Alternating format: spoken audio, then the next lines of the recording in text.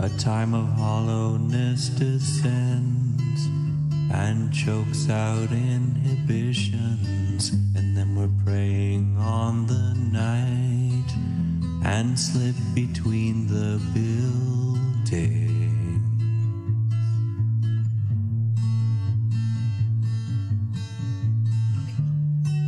And tiny creatures tend to flee before a presence very chilling, and those unmentionable desires making themselves known.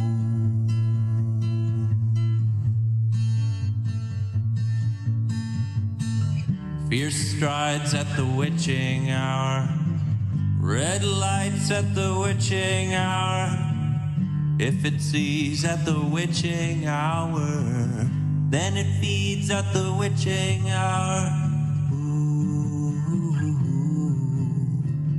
well, ooh, well.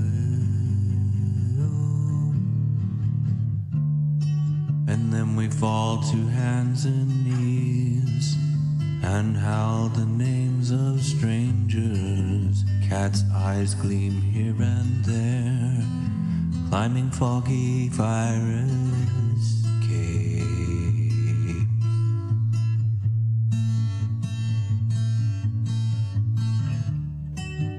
And trying to forget a love too far away, those unmentionable desires asking to be shown.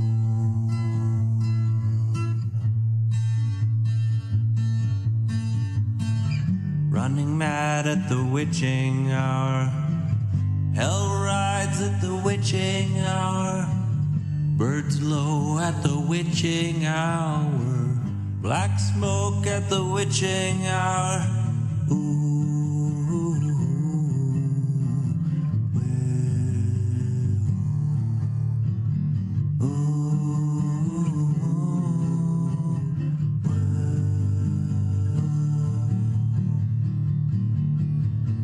Gonna have to do it, can't stop it, gotta do it.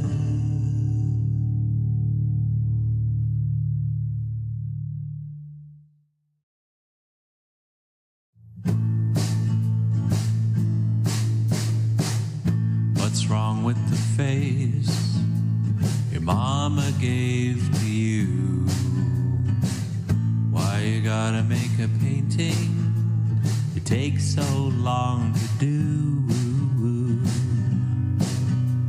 When it's time to wake up in the morning, takes a long time for icing that cake.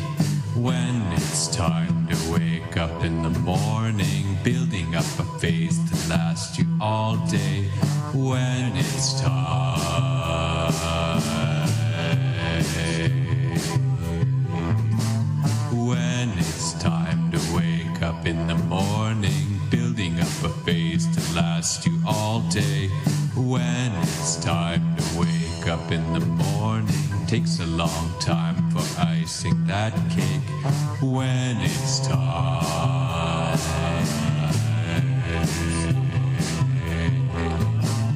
when it's time,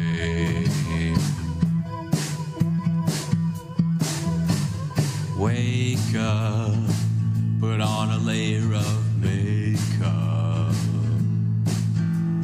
polishing the upper deck, a totem pole comes out your neck. Wake up, put on a layer of makeup, your pillowcase has a face that you wore the day before. What's wrong with the face that your mama gave to you? You look like that moon from a trip to the moon. When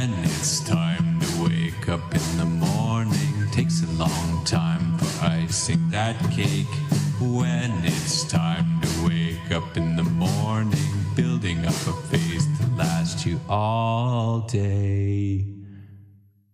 A stranger of mine, a death at third base, number of winners to understand's the best defense. It was said that do not meddle with my input every day.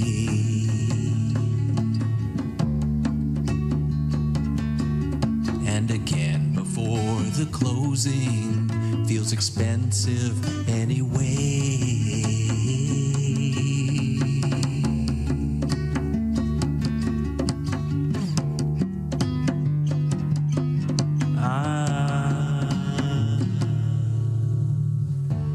Doctor, I'm not crazy yet. Come back in an hour. I'll be nuts by then. Locked on the low. What have I done? Sweet September, look, I'm gone. Can't stay in one place. I flow on to the next space. Sayonara. Say goodbye to this face. What's my message? Don't wanna be hazy. Gotta move on. Goodbye gravy. Flow on. Gelatin rivers sneak away. Take a time out. I was a time bomb. Let the knot slip in my system. 10-4, I'm on the pass. Don't let the door slam on my ass. Rearview mirror, who's that behind me? Fill in the blank if it makes you happy. Absence just might save me. Fresh air, goodbye gravy. That sludge that held me fast, I couldn't budge. Escaped it last time, clean and fresh and grand. Holding this note in my hand, in my hand.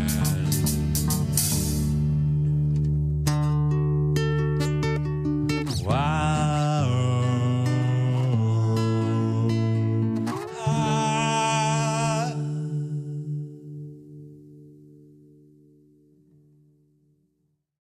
2, 3. I'll have 2 more just like the ones I had before. I'll have 3 more when I'm done those, then I'll have 2 more. Put it on my tab. I'll grab me another for grabbing a cab. The lady at the desk knows me. The lady at the desk knows me. You can trust me to pay you back never. Bartender, oh, bartender.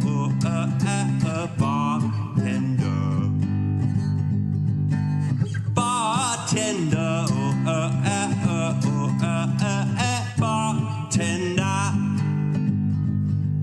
Put a glass in front of me and I will taste it. Call me a cab cause I don't think I'm gonna make it. So light on my feet when I got just a few in me. But I turn into rubber and I'm rubber at the knees. Afternoon, when 1 too many in the afternoon. Da da da da da da da da.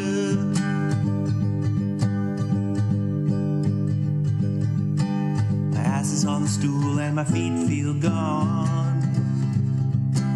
We know one another and we know my limits. When 1 too many in the afternoon. Okay. Yeah, alright. We're streaming again. We're back. It's been a month or something. Some amount of time. Probably over 30 days. And we're back. We're doing the call-in show. If you've never heard the call-in show before, it's like this. I talk here for just a little bit. Just a tiny little bit. And then I'll put the number to call in on the screen, and you can call in and talk about the topic of the day. What's the topic? It's right here. Cults. We're talking about cults. How have we never done this before? Somebody suggested this on the Patreon Discord server, and I was like, duh. No, duh, you fucking dumbass. You never did cults before? Everyone loves talking about cults. Me too. Me too. I'm part of that. I'm part of everyone. I don't want to spoil all the cults, so I'm not going to talk for very long here. I want you to call in and tell me about your favorite cult. Maybe you got a secret one. Maybe you got your own cult. Maybe you got a cult no one's ever heard of because it's just you and your mom and your dad. Our family is cults? Yes. Yes. Cool take right off the rip. Who's not a cult? Cult? What's a cult? What is a cult? Who is a cult? Where is a cult? Can they be online? Can the internet? Do you have to be in the same place to be a cult? Like, that's the image you generally think of. It's like some sort of communal living situation, right? They have a farm or something, and it's really dirty. It's really like it's because it's like a lot of dirty, stinking hippies, obviously. But can a cult just be the internet? On the internet? On Zoom? You just have weekly meetups? I guess it had to be daily, maybe? I don't know. What's the criteria? I watched a pretty okay. It wasn't a great documentary series. It wasn't very well done, but it was about this group called Twin Flames, which I always thought Twin Flames. I thought that was something. I thought it was like an astrological thing. Maybe I was just dead wrong about that, but that's what I thought. I thought it was some sort of like your twin flame is some sort of astrologically condoned mate. But there's this group apparently on the internet called Twin Flames Universe or something. I forget the exact name. And it was led by these two freaking wacko people, a husband and wife. And they had people pay to take their online class over Zoom. And it was like, I don't remember, it was like $400 a month or something. It was a lot of money. It was more than I have paid in rent in a while. And you would talk to these people over Zoom, and they would basically give you relationship advice. And, the relationship advice was basically like, if you said to them that you liked someone, you had a crush, they would say, that's your twin flame. That's your, like, divine, it's just another name for soulmate, really. But it sounds cooler. It sounds badass. It doesn't really sound badass. It sounds gay. It sounds gay as hell. Twin flame. It sounds like emo. But they would say you have to stop at nothing to get them, to ensnare them, to capture them, and make them your mate. But it's normally women, so it's like it wasn't scary, really. It wasn't that scary. It wasn't like they were telling dudes to do that to chicks. They were telling chicks to do that to dudes. Then there's a whole other weird dimension of it where it's like they were running out of steam at the end, and they needed to, like, the twin flame, the people weren't able to get their partners, so they were like, they started matchmaking. They were like, hey, Jesse, you're wrong about who your twin flame was. We were just joking before. Your twin flame is actually this guy who's also in our class right now. And sometimes the guy would be a girl, and but then they would be like, but really it's a guy inside of a girl. They've got a divine masculine soul. And so you guys can still have heterosexual relations. I don't know, it's confusing. Anyway, it was like a cult. People were really into it. And they were paying money the whole time. Is that how cults work? Like, you gotta pay? Do you have to pay? Is that part of the rules? What are the rules of what a cult is? Maybe someone could call in and tell me what that is. Anyway, that was something. And then I don't know anything about this. There was that NXIVM cult. I had the chance to buy Rainier beer today, but it was in too big a box. But Keith Rainier was the guy who owns or operates this Nexium cult. It was like some sort of self-help cult, and it was founded and still operates, continues to operate, just 10 minutes from my hometown. They're in Clifton Park, New York. They're just freaking got some location. You can have a cult anywhere. It's just like the upstate suburbs, and they're like freaking branding people, and they're all having sex with Keith Rainier. He's in jail now, I guess. I don't know. I don't know actually know much about this cult. Maybe someone could tell me about that, about Nexium. I know there was some media about that. And then, there's like a billion cults. I'm not going to go through them all, but obviously one of the big ones is Scientology. That's a big one. We've seen a bunch of documentaries on Scientology. That's a fun one. We all know the basic deets of that. When I lived in Los Angeles briefly, I went to the Big Blue building, the Big Blue Hubbard house, where they give you they have tons of DVDs. They got stacks and stacks of free DVDs. You can take as many as you like. I took like 10. There's like videos playing all over the place. As soon as you walk in, they get, they want to get your name and address and phone number. So obviously just put down some random letters and numbers for that. We were just watching like the propaganda on the TV. It was all about L. Ron Hubbard and how he was like the coolest dude who solved all the problems in the world on a micro level, and now he's trying to, create this organization to save the world from itself, obviously.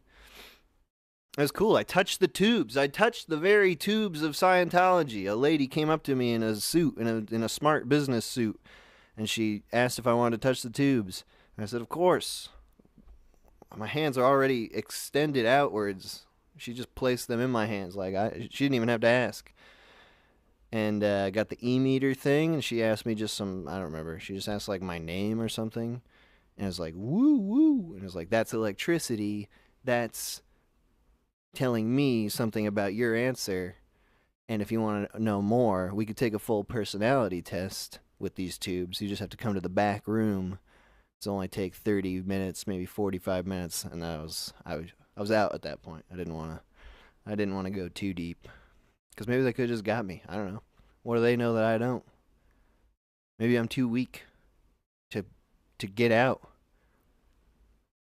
I don't know. I didn't find out, so I just took my free DVDs and I left. Okay, we're going to be doing calls now. The call-in number, I'm going to put it on screen.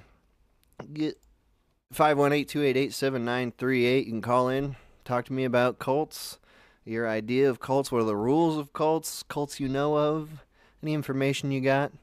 Maybe you got a local cult, Maybe there's something that others wouldn't consider a cult, but you know it is a cult. Call and talk to me about it. 518-288-7938. All the music from this stream is from Bold Saber, a.k.a. Drew Langlois, a.k.a. the guy who does the animations on this channel that are the most popular of all the animations. Shoobity Bop. That's a Nice Grill. Something terribly offensive. Don't ever look at me. Those are all Drew Langlois. He's got his own YouTube channel, and he's got a music thing called Bold Saber. And you can find a link to that music in the description of this video. Okay, we got a call. Call from Ron. Hello, Ron? Hello. How's it going, bro? It's Rowan, by the way. Oh, Rowan, I'm sorry. Yeah, well, I saw the cult thing, and I was like, that seems pretty interesting. I live in Texas, so, it's Texas. There's going to be a lot of people who are crazy about religion. Mm-hmm. But, that famous Waco cult, the Branch Davidians.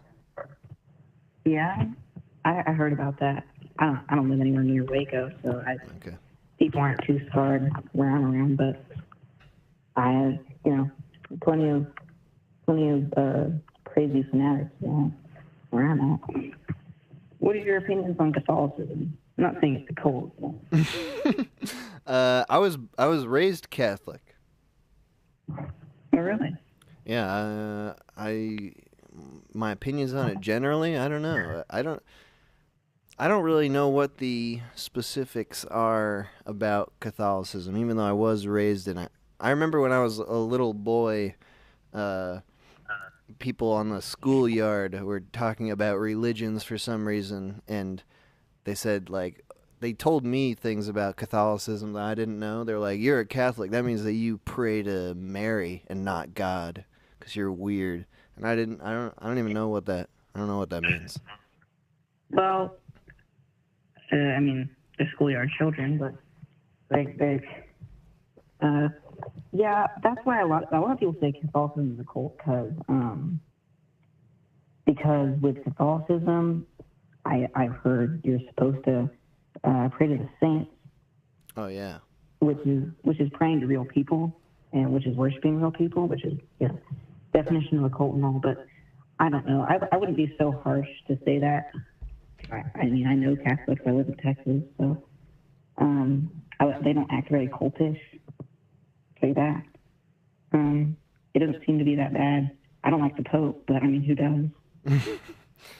Yeah, I mean, it's weird with any religion. There's it seems like there's a lot of rules that only a small number of people know, really. But you could say the same thing for Scientology. You know, it's like, as outsiders, we know about Lord Xenu and like the upper level stuff because we've heard about it from people who've gotten out, and we see how ridiculous it is. But the lower level members don't even know what that shit is. Yeah, because it's all like a controlled environment. Mm-hmm. Like Utah. Yeah, Utah. That's where all the Mormons are, right? Yeah, you know, it seeps into Texas too. I know a ton of Mormons. I mean, I wouldn't.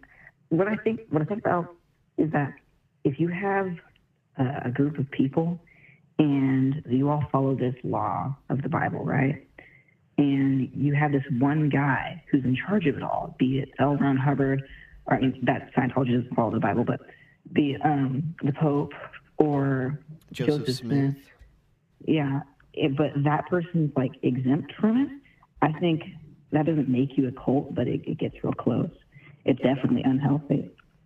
I'm very interested in Mormonism. I got a lot of Mormon friends. I think it's really interesting that because like, here's what I think. I'm a religious person, so according to Joseph Smith, when they headed down to Illinois at first before they went to Utah, because that's where God told Joseph Smith to go, and it's a beautiful they headed place. down to Illinois. Yeah, and Utah looks a lot Illinois. better than Illinois, I think.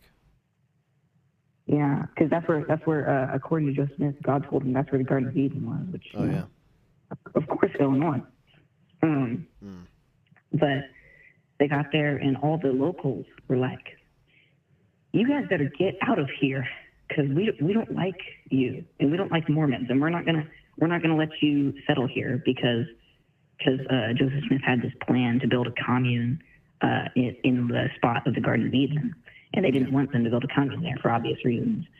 So they moved from Illinois. They get seated, and they moved from Illinois, and they went to Missouri, and the same thing happened, but this time, according to Joseph Smith, God came down, or he sent an angel, and the angel said, "Listen, man, this is the real spot of Garden of Eden, and you're going to have to fight for it."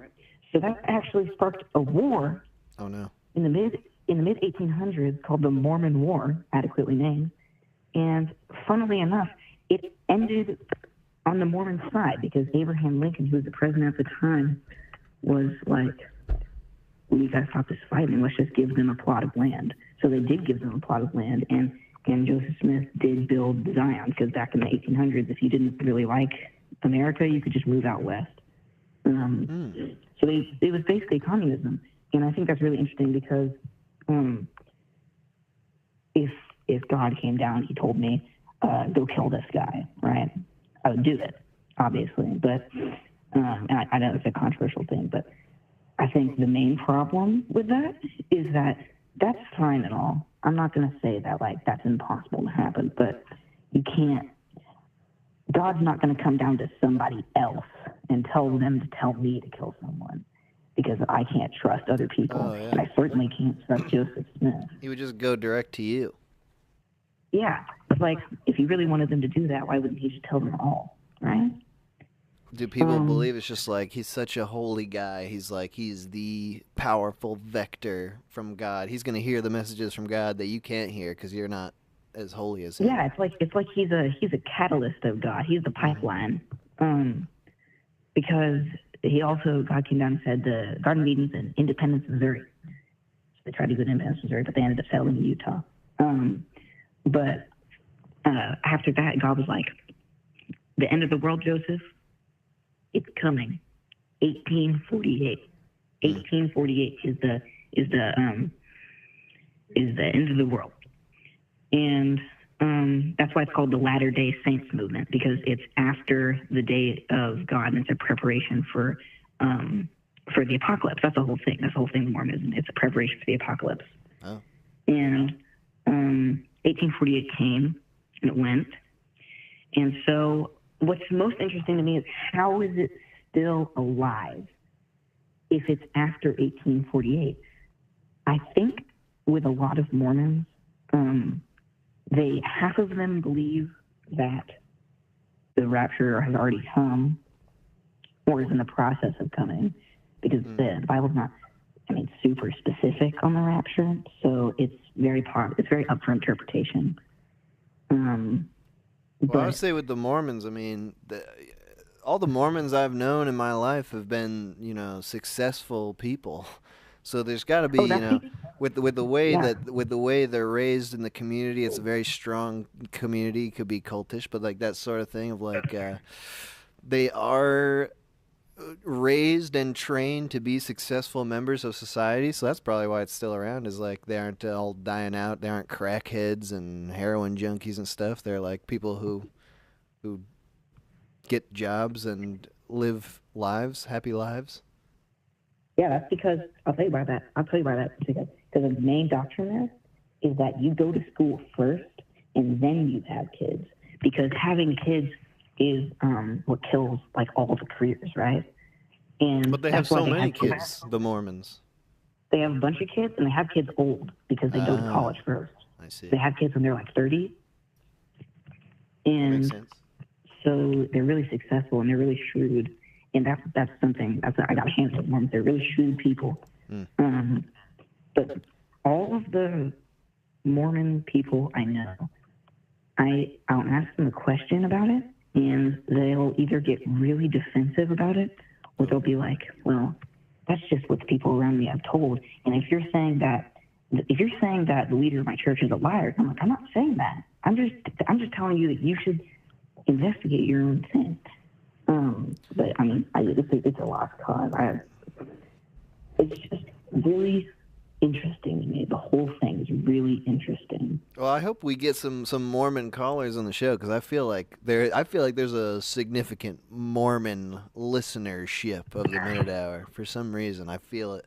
I knew a lot of Mormons growing up, and I liked them. They liked me. I feel like it's gonna work out. We're gonna get a Mormon calling in today. I'm sure of it. We're gonna find out. Yeah, and I don't hate Mormonism by any means. I just think it's really interesting.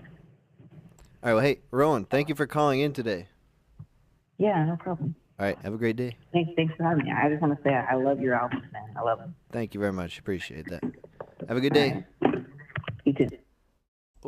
Call from Tig old bitty. Tig old bitty.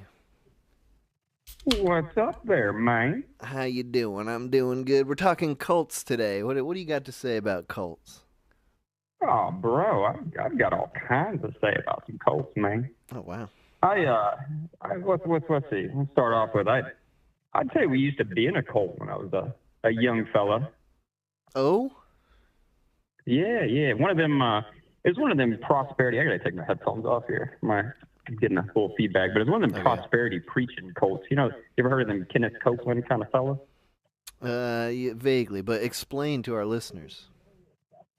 So they're like, you know how they say like, any good lie is based in some truth, and I think that personally, not to get all into all that stuff, but I think there's some truth in the old old Bible, the old Christianity. But what they do is they like base their whole cult around that, and they use different things out of the Bible, and they use various passages to like kind of mold it around what's best for them and make it to where pretty much they suck all your money out of you and tell you if you hear anybody say anything different, then they're the end all be all of religion and what you should be doing, then they'll like outcast you and you lose all your friends and all the people you've been going with. When I hear about the prosperity cult thing, the Christian prosperity thing, usually I'm thinking like the televangelists, like the giant mega church type people. Do they have that in small local form too? Yeah. So like I'm from like rural Alabama, not really like rural, but kind of out there, right? So we had like they have like sects that they're attached to them, but they're not quite them. So like we had our own pastor, and he was over our church, and he was over his little flock, 'cause he thought he was a shepherd. But like you'd go to like conferences with the big ones, like kind of like the televangelists. They're not like directly tied to the big ones, like what's that one fella? What's Joel that? Osteen? The super. Yeah, that fella. They're like kind of, they're not attached to him, but like Kenneth Copeland's just as big. He's, I think if you ever watched any, I think Leon Lush did a video on him about like the Demons on Tubes guy. That was the dude. But they were like attached to him, and it got crazy, bro. Like I was probably like 6 all the way up. We got out of it when I was probably like 12 or 13, and my parents were kind of like, this is craziness. Like they kind of started seeing it, and people were kind of telling them, hey, that's not. They didn't do anything crazy. That's the worst part is they didn't go out overboard. Like they weren't like, hey, drink the Kool-Aid, man. You gotta take the sips. Right. They're more of like a undertone, like, oh, hey, if you keep giving us some of your money for some tithes, like God will do good stuff for you, So and was kind there of easy to slip in. Was there like when I think of cultish type things, it's like they've got a real you're hanging around them all the time. They got a lot of events, so they got a lot of things going on that's like keeps you in the circle and makes it sort of like how you're saying earlier, you go away, you lose all your friends and stuff. So was that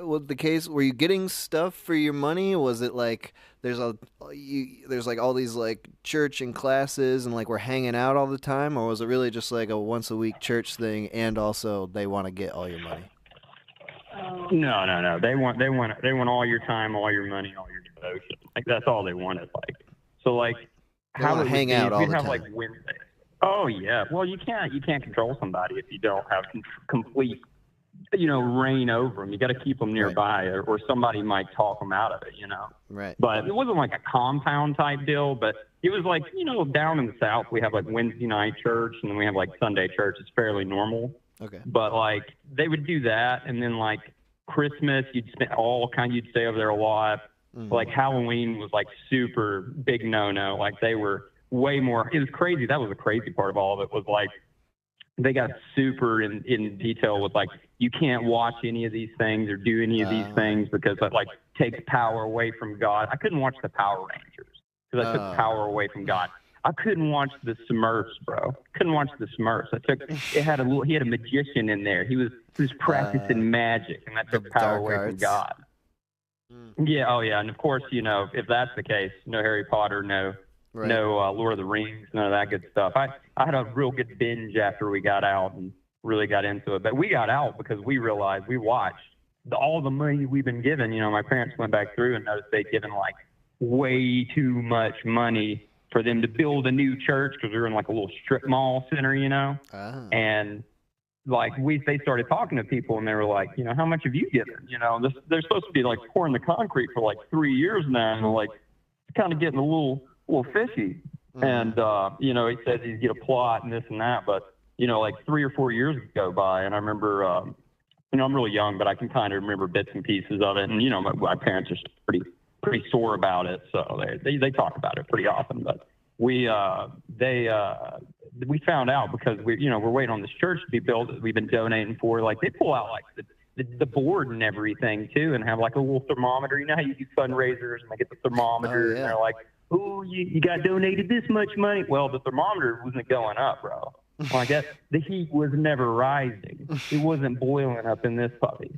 So like we kind of my parents they're no dummies. They were in a volatile time in their life. They just had kids. They were trying to do right, People long for religion, and that's how they get people. Is they pull you in when you're real volatile and really looking for some help, But well, I could see also if you're just having kids, like you could be really looking for like community.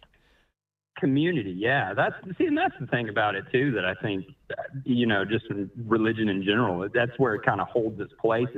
All of them kind of rally around community, and it's real easy to infiltrate that and really bend it around to helping you out. So long story short, dude was building a mansion in the fanciest part of town and had like a little guardhouse out in front of it. Oh yeah, he went full prosperity preacher. He made the whole way, bro. God and we were like, my parents were like kind of stood up and were like, hey, what's going on here? Like my dad, he was their singer on the praise and worship team. He was an awesome voice, so he was real. They were real prominent. My mom's, she's kind of really came from nothing, had been beat by her first husband her whole life, and really kind of messed her up. And they were both coming in, they took advantage of them. But long story short, they saw that and were like, no, this is your only job, and where's the money at, man? Where's the money? Where's the money, Lebowski? God damn, that's horrible. Yeah, and whenever those sorts of people do that, they could just claim that's part of the prosperity gospel. Like you want to see the pastor or whatever be prospering. Oh yeah, they love that. It's crazy how it's crazy how you fall for it, even as normal people. So you're like, who falls for this garbage? But like, hey, I consider our family to be we're business owners in the area. I've taken after the business and stuff. It's still crazy that to look back and go, dang, y'all got pulled in, man. You got pulled in.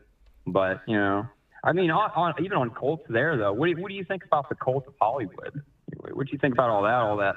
I know you said something about NXIVM. What are you talking about, like that Epstein cult type stuff? Oh yeah, I mean there's plenty to get into there. I mean that's I don't know how deep I want to get into it because you can really go crazy like with the Hollywood shit. Like we could start just going right into the child sacrifice stuff, just right off the rip. Oh yeah. We'll get into. I gotta drink more, and then we'll get into that more. Okay, cool. All right. Hey, man, it was great talking to you. Thank you. Tig old biddies. I appreciate it. Have a good one, man. Thanks for all your stuff. Put some stuff on Patreon. I signed up this month, bro. Okay, will do. Thanks, man. Appreciate it. Bye-bye. All right, see you. Okay, yeah, you can still call in. Number is 518-288-7938. We're talking cults.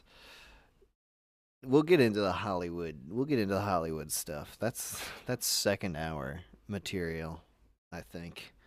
Who's this? Call from Johnny. Johnny. Hey, Mr. Minute Hour, how are you doing today? I'm great. How are you? Hey, good. So you know how you wanted a Mormon on the show? Do I got one? Got an ex-Mormon. All right. Hell yeah. I knew you guys were out there. Oh yeah, we're always out there. All right. So when did you become an ex? Towards the end of high school. Mm-hmm. Was there some sort of something coming up that you had to get out like right before that happened, or is it something that was just culminating for a while? Well, it just kind of sucked.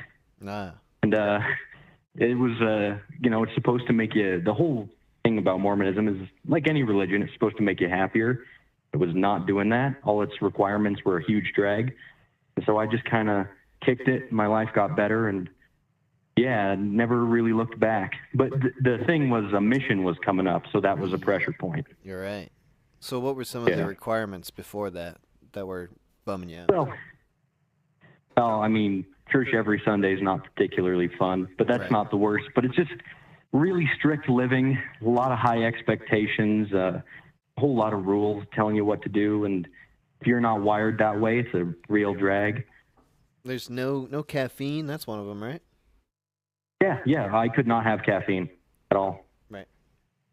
I actually come from this is a whole rabbit hole, but a lot of Mormon families have been in Utah since the beginning, and I actually come from the lineage of the guy who started the trend of not drinking caffeine. Oh, no. Yeah, he wrote an article about how you can't drink Coca-Cola, it's a sin. Wow. Well, what were some of the other responsibilities that you had as a child, in Mormonism? Well, there's going to church all the time. You just got to behave. You got to be a good boy. When you started getting into the teenage years, they actually start giving you responsibilities. So I always participated in kind of the ritual in church where you kind of, I don't know what it's similar to something they got in Catholicism, but you hand out the bread and the water, and it's supposed to be, body and the blood of Christ, that sort of thing. Like the altar boy type job. Yeah, essentially, yeah. Yeah, there's a program like that, but the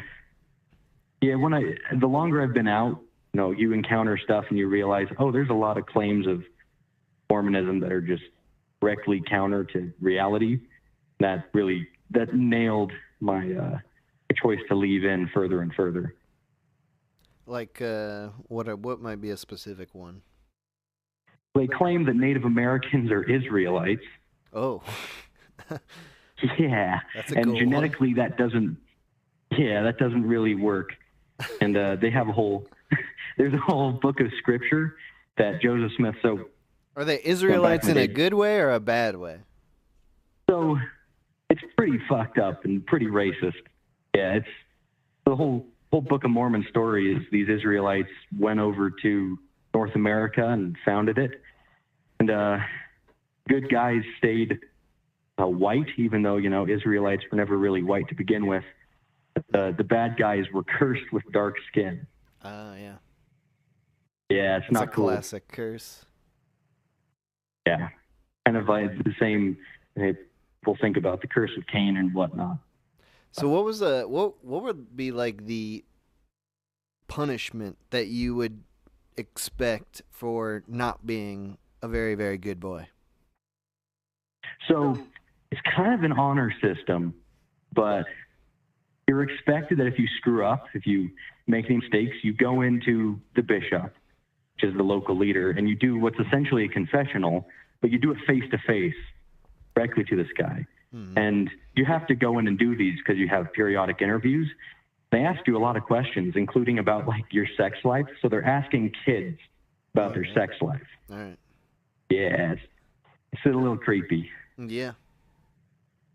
Yeah. And so it's up to you to tell the truth. If say you did tell the truth about something bad that you did, what are they just all right, you got to just sit in a dark room for a bit here and think about this. What did they tell you to do? Well, it's, a lot of prayer and reflection, but the big one is if you've been naughty enough, you can't take the sacrament, the sort of communion-like thing, and that's very public, and if people are seeing you not taking that, they know that you've done something wrong. So you're kind of publicly shamed? Yeah, exactly. But the early Mormonism was definitely a cult. Nowadays, it's just kind of a big, sketchy religion, but I lived in southern Utah. Why I really wanted to call in was there was a offshoot of Mormonism that was a full-blown cult in my community. Oh, yeah? Someone headed a different version of Mormonism? Yeah, it's an offshoot of kind of you could call it the classical style with the polygamy. It was the polygamists. Oh, yeah. Yeah, so I don't know if you've heard about the whole Warren Jeffs thing. No. Okay, well, there's an offshoot in Mormonism really recently that was it was in Arizona, right on the Utah border, but they ended up getting raided by the feds and their prophet went to prison because he was marrying kids. Yeah, not cool at all. Yeah, but so that community kind of got And the feds came in and raided it. They all scattered, and a lot of them ended up in my hometown. All of a sudden, you get these people showing up dressed up like Little House on the Prairie. Right. And they're just all of a sudden in the community. Yeah. So, dude, I was taking a train a couple months ago from New York to Chicago, and all these people dressed like that were on the train. They were the Amish. Are they a cult? Yeah. I've got some buddies in upstate New York who interact with the Amish, and they're definitely a weird religious group, but as far as I can tell, they don't. It's hard to define a cult exactly. It is hard. They got their own language. They're speaking at each other in a language like some sort of strange version of Dutch. Pennsylvania Dutch. I didn't know that. Yeah, it's fucked up, dude. It's weird. And they all got the weird haircuts and stuff, and it's like, they seem like friendly people, but what's not cultish about that? You're in some sort of community where it's totally insulated, you're cut off from other society, and I don't know. Seems like a cult to me. Well, don't you when you become a young adult, don't they have a thing where they send you out into the world for a couple of years and you kind of get to party and decide if you want to be Amish or not? Yeah, you do a Rumspringa. You get to decide. That is a pretty cool thing. Yeah, if they give you that option, that feels a lot less cultish to me. It's like the Mormons do that with the mission. To get out. The Mormons have the mission, but the mission they always send you like deepest, darkest Africa. And it's like, yeah, why don't you live like that? Oh, yeah. See how much you like not being a Mormon then. Yeah, that's definitely trying to keep you in. It's teaching you how to be a good Mormon. And your whole goal is to spread Mormonism, right? Oh yeah, right. I've got a lot of friends who went and did it. Did they all come back? Do they come back changed, or do they does that really solidify their Mormonism, or does it not? What's been your observation? Oh yeah, in a lot of cases. Well, I've got some buddies who came back and they're just the same guy. It was just a thing they did because the culture said they had to. But there's a few guys who went out and it kind of messed them up. They'd come back definitely different than when they left. And there's a real weird trend of they tend to kind of, dare I say, fetishize the country they went to. Oh, yeah. They get really obsessed with the culture and the history. And I've seen it over and over and over again. Wherever they went, then they'll only date women who either look like people from there or belong to that culture. It's strange. Nice. That's interesting.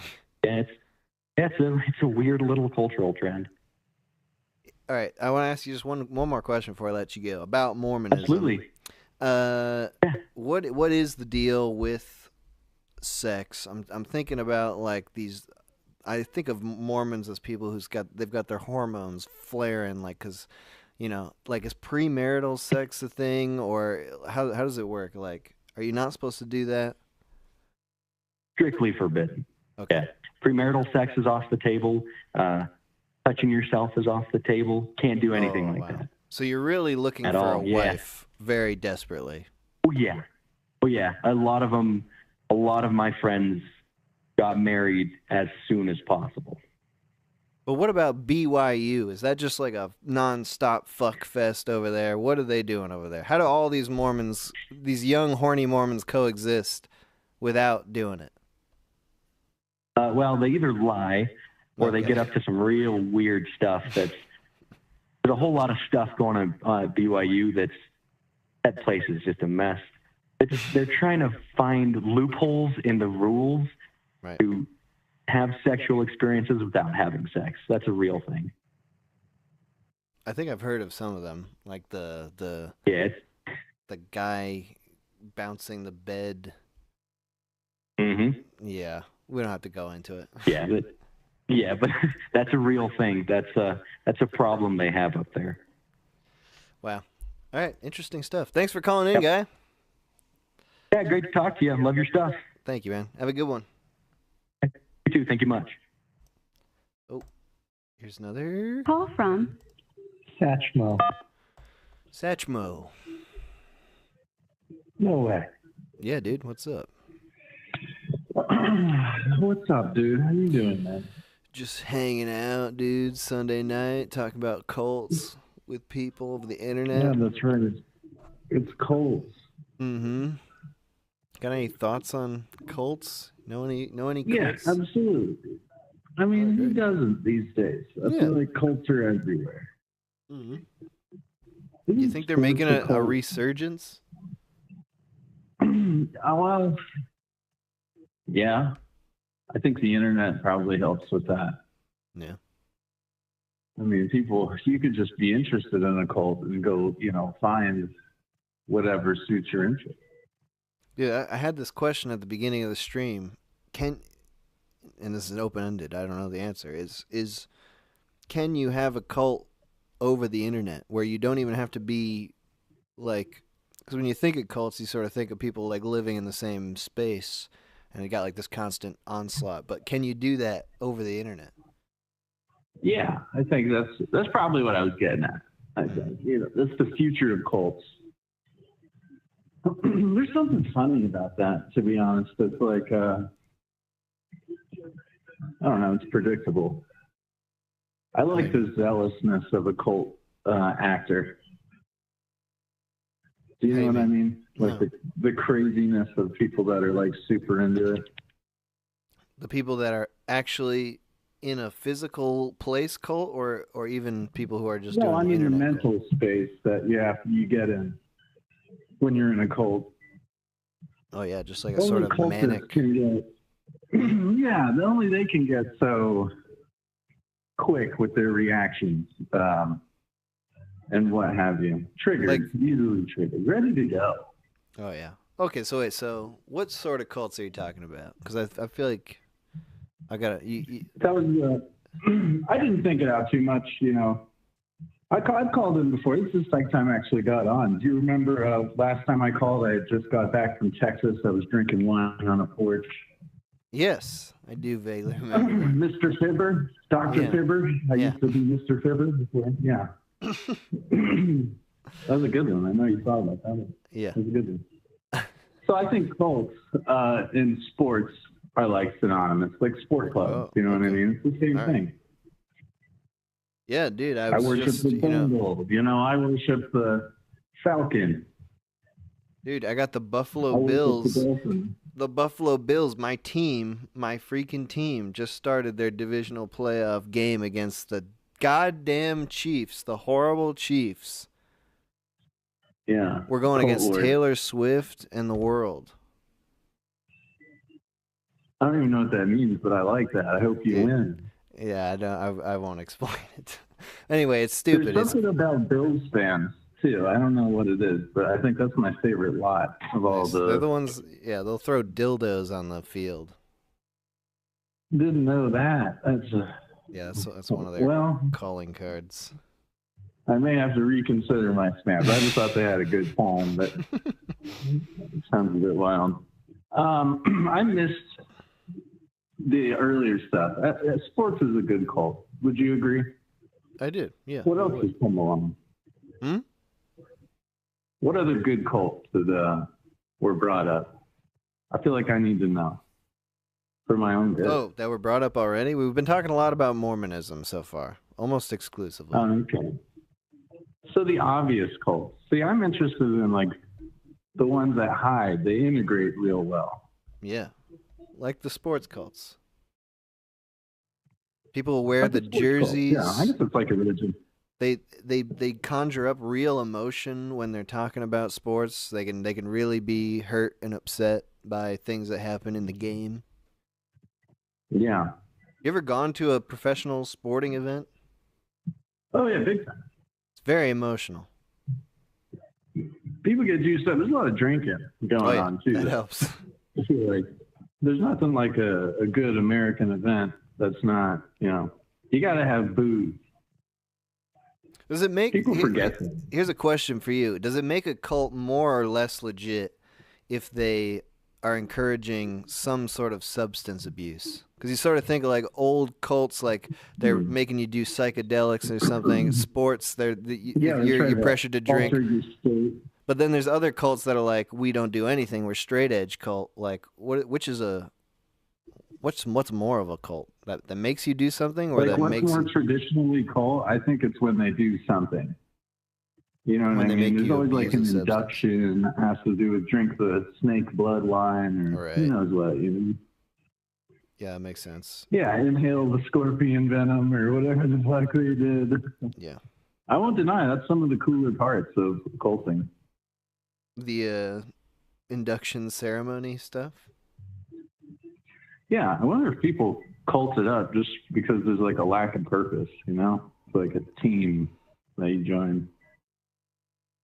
Yeah, I would say makes a lot of sense. Like cults you think of, they suck up very aimless people. It's cooler than bowling league or something, you know? Like they're yeah, you edgier. can feel like you're really doing something important. Yeah, I'm actually making a difference. I don't just go play tennis. Right. So if you just say you had to make a cult, what would be, the tenets? What would you want people to be doing to prove to them that you're an important cult? I don't know, dude. I kind of don't trust myself with that degree of power. I've always thought about that. Like if money were no object kind of question and things like that, if I could make the rules, I would just have too good of a time. I'd make people stupid. I don't know. I think the cult, I would try to make it entertaining to watch. That's what I would go for. Entertaining for people in the cult. Example. Is it the Catholics that self-flagellate? I don't know. Somebody you know what I'm that. talking about. The ones that walk around whipping their back. Yeah, somebody Stuff does like that. that. Yeah. Slapping their foreheads. That's the kind of stuff I would do. For the benefit of people not in the cult? For their amusement? Yeah, as like a show of piety or humbleness. I don't know, man. That'd what be would cool. you do? What would your thing be? I'm curious. I don't know. You have a I greater think mind that than was a me. good idea. Like just doing the wackiest shit out there. Just Like if you're going to be a part of this, you're going to pay the price kind of thing. And like, this is the way you got to live. You know? I don't know. I don't know if there is this is a question of the Culture stream. extreme, If there is a what? Culture extreme, though, you know? It could never be something moderate. Right. That's what it was. Where I was gonna go with that. It was like, Then you're is splitting there the top of positive? penis or something, they'd say, you know? It's like, can a cult be positive? In our version of what we think of cults is like they're overbearing and they're too extreme, like you said. Like if they were just something that was normal and helpful, they just wouldn't be considered a cult. Off topic, but you know, I went on this date the other night, and this girl was talking about how her sister's boyfriend only had half a penis because he got ran over by a motorcycle, and this was during dinner. And I know, dude, it's like, what do I do here? Because I need to know more about that. Yeah. But also, like, how do I even ask at dinner? And it's like, I thought I was ready for anything, man. And she hit me with a hammer without. Because she kind of went off on a tangent, and that was like part of it. And I was like, "Oh, Just keep. what do you going. make of that?" Yeah, I think I would be in the same position as you. I would need to keep following up on the half penis man. I never got to the bottom of it, and the interest of what I was there for, I just didn't pursue that. Dude, but It'd be funny if I, stuck with it just to get to the story, I mean, it's Go on still, the next page. it's still, now you've got the mystery of it, at least. The half penis man who was run over by a motorcycle. It sounds like the beginning of like a fable or It's something. an insane thing to say at the dinner, first date dinner. Yeah, I mean, it's I was like, true. I like you right off the bat. You're a keeper. Yeah, Here, when I was got that? to, before I hop off, because I Okay. can feel Huh? my culting is waning. I had this idea, right? It's the idea of the emotional seller. Maybe this has already been done and I'm taking it from somebody, but people, they bottle their emotions up, right? All day long. Mhm. Everybody has an emotional seller, like wine cellar, So it's like when that certain thing just sets people off, they pop that bottle and it's like, this one I've been saving. This bottle was from 5th grade. You know what I mean? I've been saving this for a special occasion. I'm going to go down to the cellar and I'm going to pop that open just for you. it's like the whole, because I'm like, my dad has such a fine, he's got 10 sellers, you know, it's like a whole fine facility. collection of perfectly aged emotional. The way that people just pop that bottle sometimes for that special occasion, you know, I've been saving this one. That's really good. What do you think about the emotional wine cellar? I think that's perfect. I love that. I don't know how right? I don't know how you can make a cult around it, but I think just as a concept, that's about as good as it gets. The cellar cult? You have to turn it into an actual physical place so that it's not just a metaphor anymore. It's actually a meeting house, and you do something. You just drink real wine, I guess, and then you talk about your childhood or something. I just like the idea of, like, you know, this whole aisle, first grade, you know. I don't know. That's dude, I'm glad I can make it through and talk to you. Always a good time. All right, have a good one, dude. Take care, man. That is honestly a great idea. The emotional wine cellar. I've been saving this. That's really good. All right.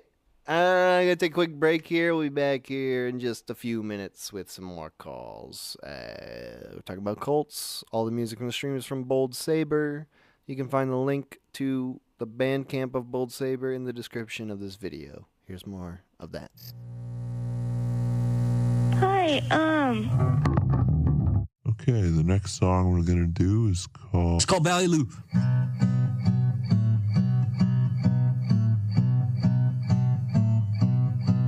Another day without my marmalade, and my bags can wait at the station,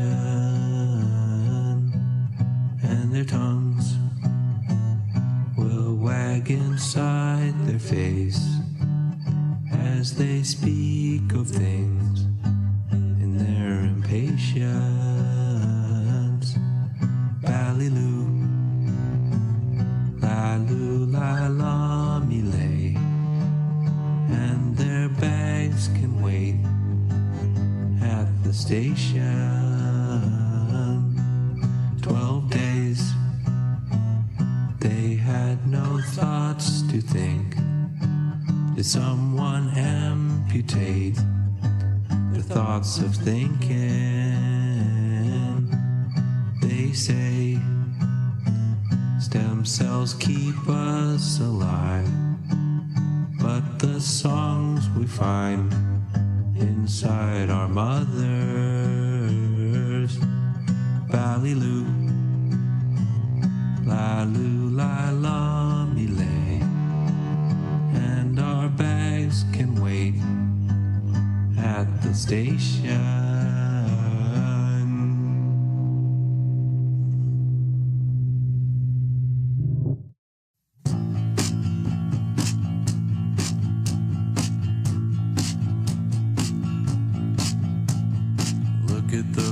The sight is hypnotizing. You and me enjoy the peace.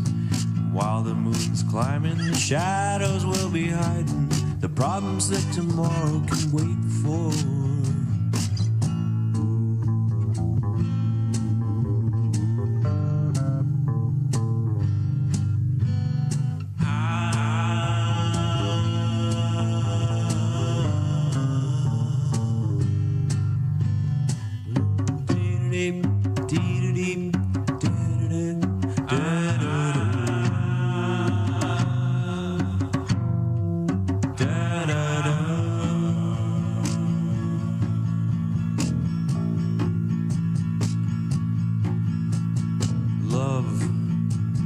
Letters containing stillborn desires.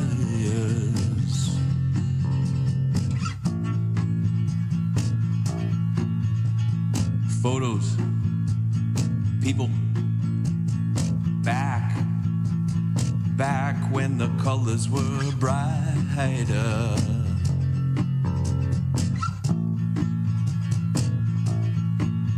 Well, I've seen all these faces before, and I know all the pieces around them.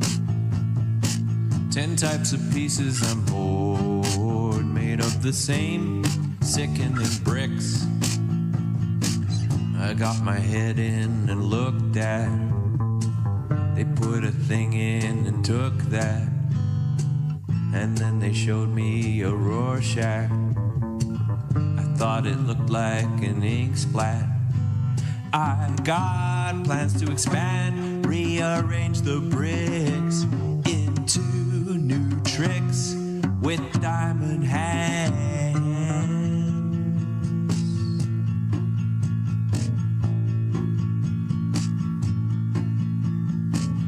Maybe someday I could give a fucking shit. Maybe someday I could wake up and vomit.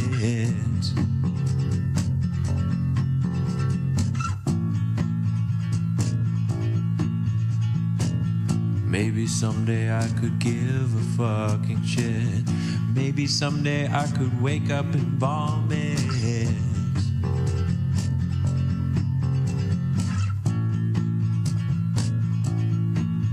Well, I've seen all these faces before. Yeah!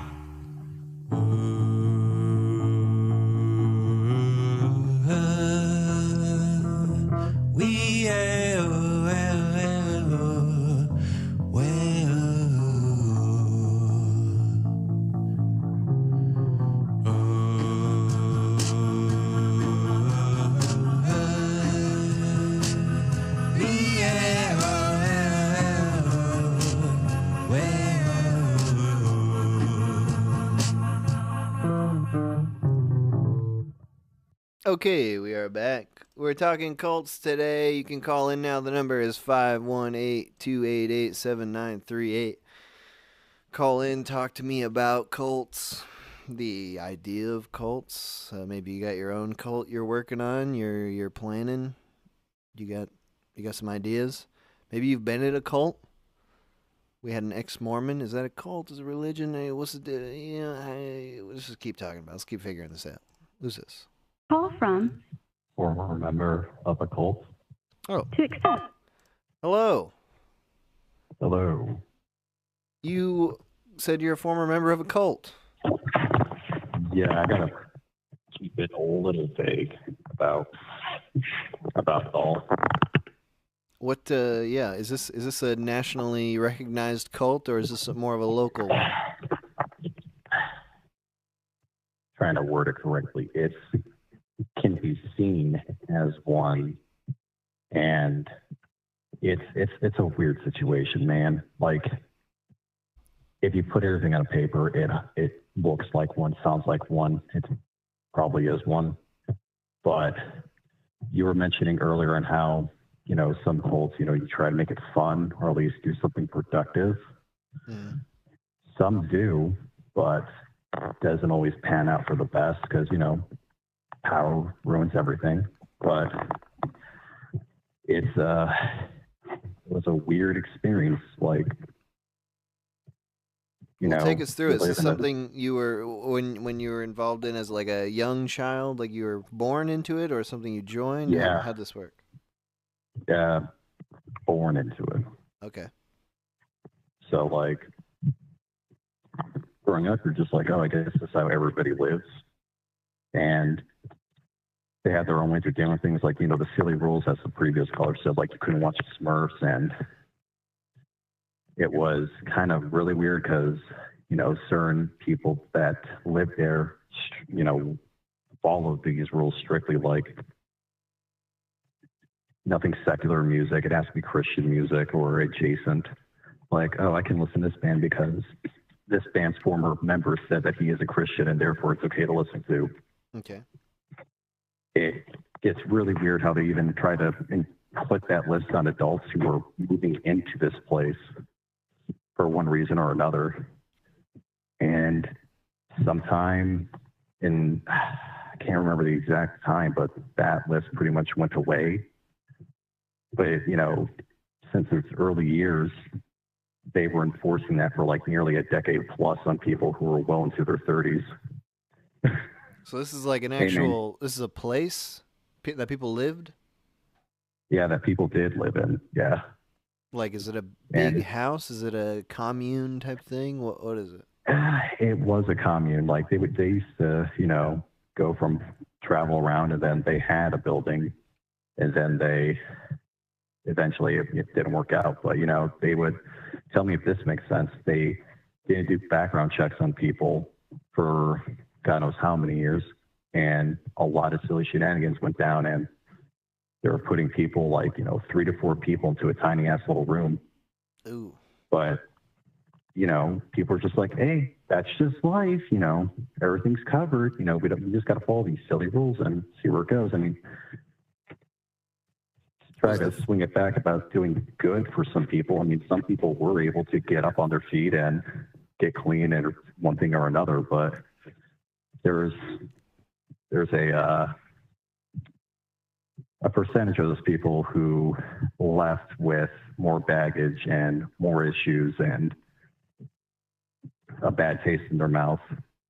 And it was just weird seeing that happen growing up. Like, hey, you can go hang out with these people. Yeah, this guy's, he's here because he's trying to get off drugs and he's a former dealer. And this guy was an abuser. And this woman here was, doing all this horrific things. And it's like, look back at it now, you're like, oh my God, what the hell was I doing? Why was I allowed to do that? So like the goal of this cult was a Christian thing. It was like to clean people up or something. What was like the ultimate goal? They were just trying to promote the gospel.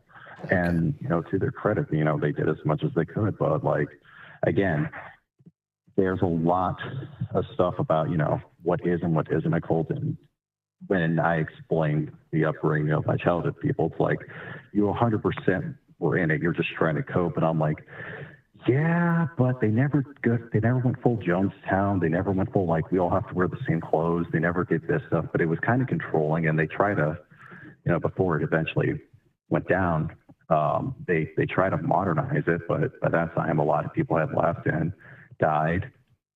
Natural causes. There was nothing silly that went down there. But like, it was just like, imagine, like, you're in the 80s and you're being told you can't watch, you can't watch The Terminator because it doesn't glorify God. Right. You turn on the radio, nope, you have to listen to Christian music because none of this music glorifies God. Mm-hmm. And as a kid, you're like, I heard there's something on, as a kid, I heard something on the radio. I'm like, I like that band, and getting reprimanded for it. Meanwhile, a kid who grew up, on a different floor was like, yeah, my parents let me listen to AC/DC. I'm like, what's this? Mm. I heard it, and I get, that is not glorifying. The whole spiel and all the speeches and rants. Yeah, it was really fucking weird, dude.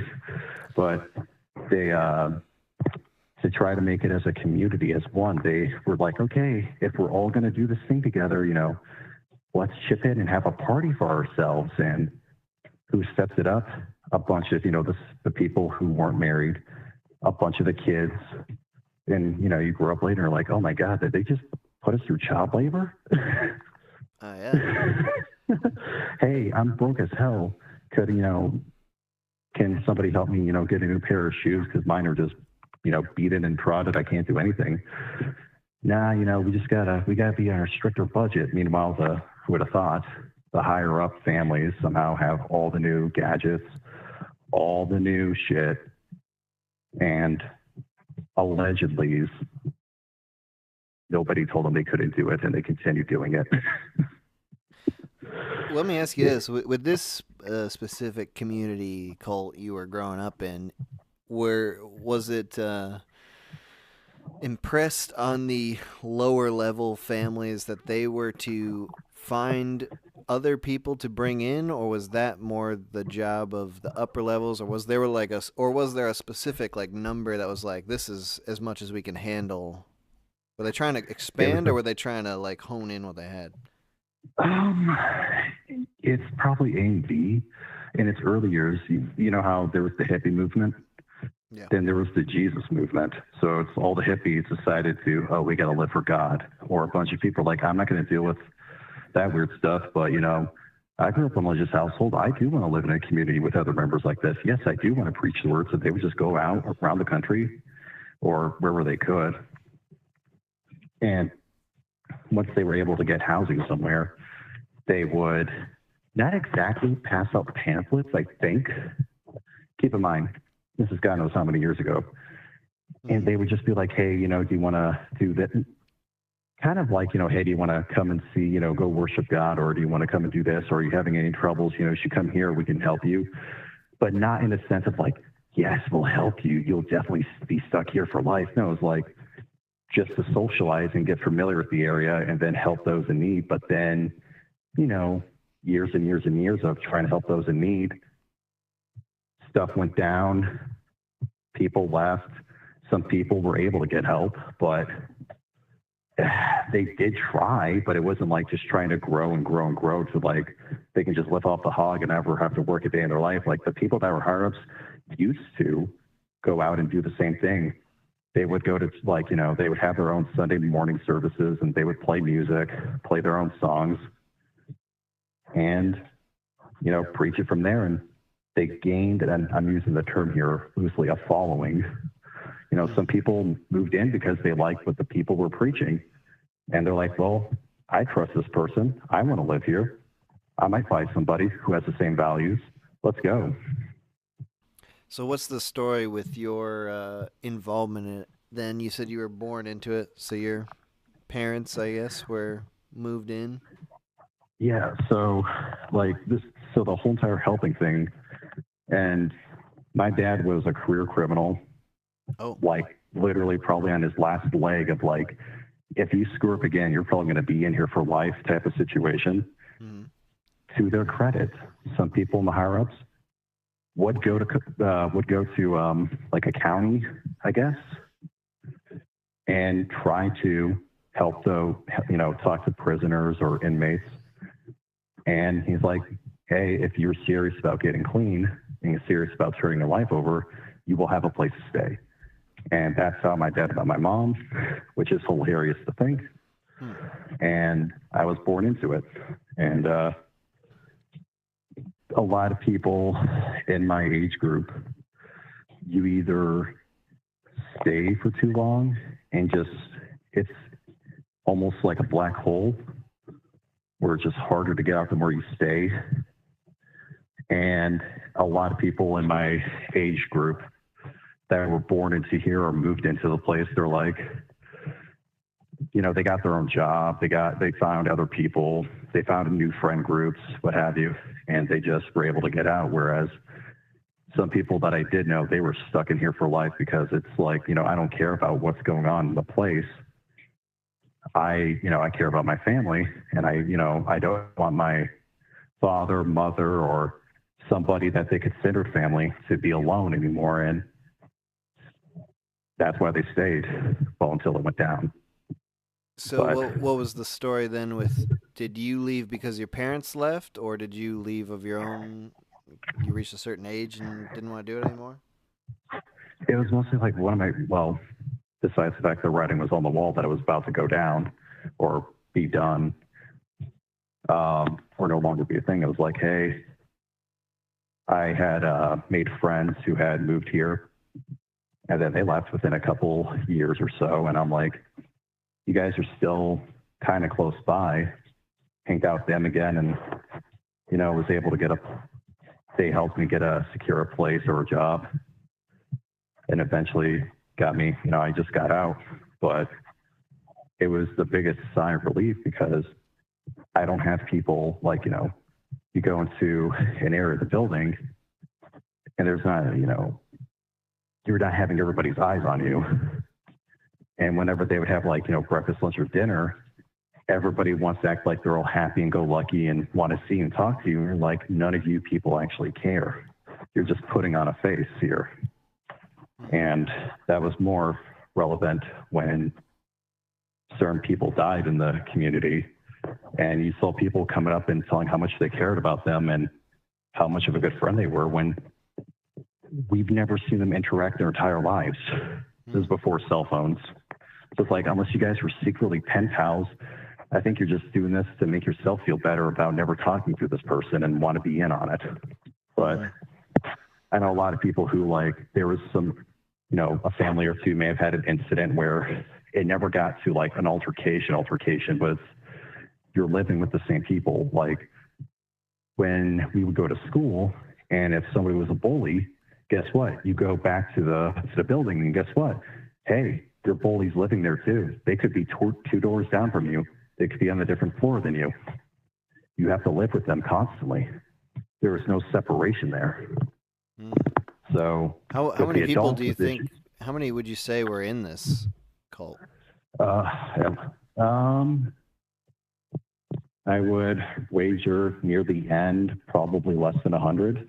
Okay. But at its peak, I couldn't tell you. I wasn't even born yet, but it was enough to have a building.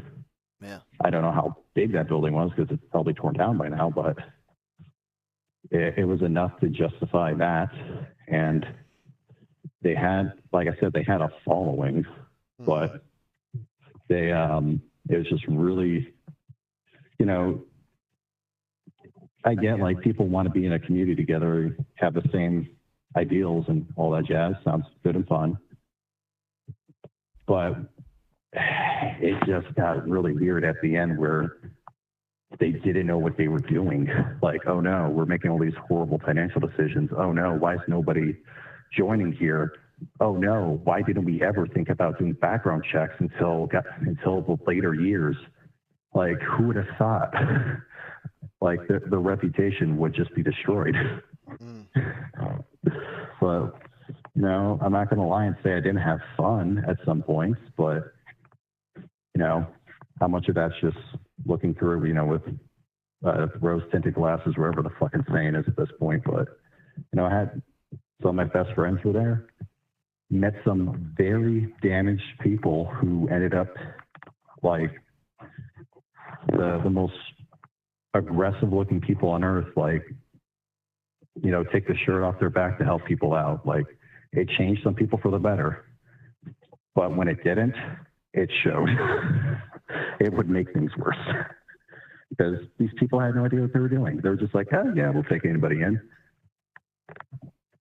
So it just felt like it was kind of like thrown together. It wasn't like really well thought out. It was like they were hoping for the best.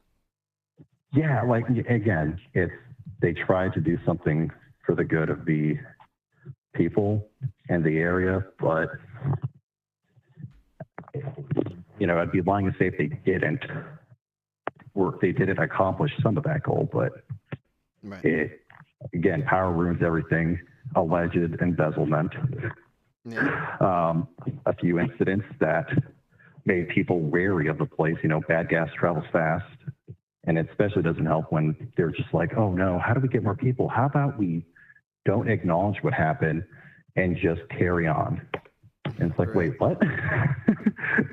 Like, you weren't allowed. Like, I know I'm at the end here, but a really weird rule was that growing up, you weren't allowed to leave the building unless you had, I mean, you know, it's common sense, you know, have an adult or somebody that your parents trust. But, you know, when you're a teenager, you're supposed to get familiarity with the area. You know, it could be a small town. It could be a city. You know, it's like as soon as you turn 18, they're like, go get your driver's license and you can go out and do whatever you want. But it's like, wait a minute. How are you expecting all of these teenagers who were born into this place to navigate the city when you were forbidding them to do so? What were you afraid of? Like, there was some weird ass rules, but that was probably the most egregious one where they were like, okay, yeah, we're wrong, but we still kind of feel that it'd be best if you brought somebody with you and don't travel alone, which to the point, that's kind of fair depending on what's happening. But for the most point, a bunch of 17, 18-year-olds not knowing, wait, where's this street at? And it's like, it's a block away. How did you know this? Yeah, I guess the weird thing I think about that is like, taking that power out of the parents' control and diverting that power to the larger community structure. Is it like, does the community think like the parents that are living there, like they aren't capable of making those decisions for their children? Later on, yeah. I mean, there were some that fought back, and by fighting back, I mean not like, you know, getting into an actual physical thing, although it did escalate a couple times with some people. But there was one family in particular that was just like, yeah, we're going to listen to what we want. We're going to let my kids watch movies that we think are appropriate. No, we're not going to listen to your list. No, that's silly. Why would we do that? Yeah, she's going to go out. We're going to take her on walks with us. Yeah, we let her go out alone. We know the area and the neighbors and everything. We're just like, yeah, we trust them. Right. But there was a really weird incident where, this is all alleged. Don't like it matters. It's good and gone now. But the higher ups kid was dating another kid, and it didn't pan out. And so, because they were closer to like 17 or 18 at that point, I want to say, the higher ups went to that kid's parents and told them, like, yeah, that person needs to leave. No, they can't live here anymore. They're like, oh. So that person went to his friend that was living there and was like, hey, I don't know what to do. They're telling me I can't, my kid can't live here anymore. And that person snapped out of it and goes like, dude, that's your kid, not his. Right. What did he do that's so wrong? Oh no, our relationship ended. Was there any altercations? No? Great. You have nothing to worry about. What's he going to do? Like, drama. Shit like that. Can't have the drama in the cult, dude. Hey, we're going to kick somebody out because they broke up with my kid. Wow, that's not controlling whatsoever. Yeah. Or a really dumb one was this one woman was babysitting a bunch of the kids or babies, and her husband at that time, I think they're still together, he got an offer to go back to his small town and be in the ministry over there. And he's just like, hey, I want to start a family with you. I love that area. I grew up there. I do want to raise our children there. And so they started to tell people around the place. Well, word got back to the higher ups, and they took them, in different, when they were separate, they told them like, hey, I don't think so-and-so's living here for the right reasons. They're not really glorifying God here. And I think it'd be best if you were to just divorce her. They go to her. I think it'd be best if you divorce him. Look at the way he's looking at all the other women here. Just trying to say whatever they could to get in the split, because if she leaves, they lose their free babysitting. Right. I see. So they found out, and they're like, hey, did so-and-so have a talk with you? They're like, yeah. And they're like, once they figure it out, they're like, yeah, we're getting out now. Boy. Oh, well, hey, man, thank you for telling me about this. That's a interesting, seems like a little micro cult that we haven't heard of. That these probably just happen everywhere. I wish I could tell you more, but I respect some of the people that are still alive that went through it, and I don't want anything to happen. Yeah, but that's fine. Well, hey, thank you for calling in. I appreciate it. No problem. Bye. All right, bye-bye. And we got another call. From David. Yo.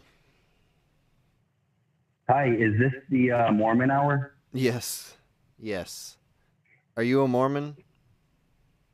No. I've heard talk about a lot of Mormons on this here radio station. You've never even thought about being a Mormon, not even once? Never, not even crossed my mind. I hear that it's not a great time. Oh, well. I mean, hey, we're talking about cults. Mormonism was coming up a lot. Do you have experience with that, or do you want to talk about cults, other cults? I don't have experience with Mormonism. That's okay. I'm currently in this cult where people we're like on this Discord, and people will watch these live streams and go like, I'm gonna bop you on the head and stuff like keep going and something about this godforsaken chunk monster. It's like it's a really weird cult. A Discord internet YouTube cult? Yeah. And it's like the highest members, they're called studs. Oh yeah. Well, what do you feel like? Is this a damaging cult? Are you feeling abused? I don't know if I'm feeling abused. I mean, I'm giving all of my money to this one guy, and that sounds like a cult to me. I don't know. Absolutely, I think It's got all the check marks of being a cult, and so I'm just getting just kind of concerned. It's been a great time so far, you know, but there's like not a lot of people like it when you say you're in a cult. Yeah. So have you tried to get other people involved in this? Is it just you, or do you have friends in this cult also? I'm the only one. I mean, I've made friends in the cult, but nice. But I've tried to turn my family and friends on to it, but they're like, that's weird. You need to get away from me. What are you getting out of this cult? Nothing. Oh. I got a pretty cool chunk the other day. What is it? I won my own little gene the other day, and so I think that's I'm up. You know, as far as my losses, I'm currently up now. This is like an art cult. This isn't a religious one. It sometimes feels religious, but mostly it's just art. What's the religious aspect?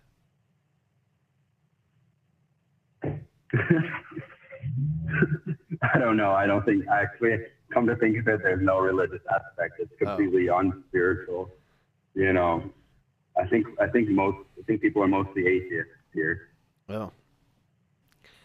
That's weird. So internet cults, that's a thing, huh? Like, it's not just, you don't have to just be living in the same building as people. You could, I mean, the weird thing about the internet cult is like, why not just log off, dude? Why not just close your computer? Well, you could say the same thing about the physical cults. Why don't you just walk away and don't come back? But it's harder because then you got to deal, that's like a money issue. You got to find a place to go. You got to pay for it. But you could just... Yeah, that's true. You know. But would you pay more? Would you said you're paying for this cult, but what would you pay? How much would you pay to stay a part of this cult? I'd give my entire paycheck to stay in this cult because I'm invested. You just want to know what happens next? Yeah, absolutely.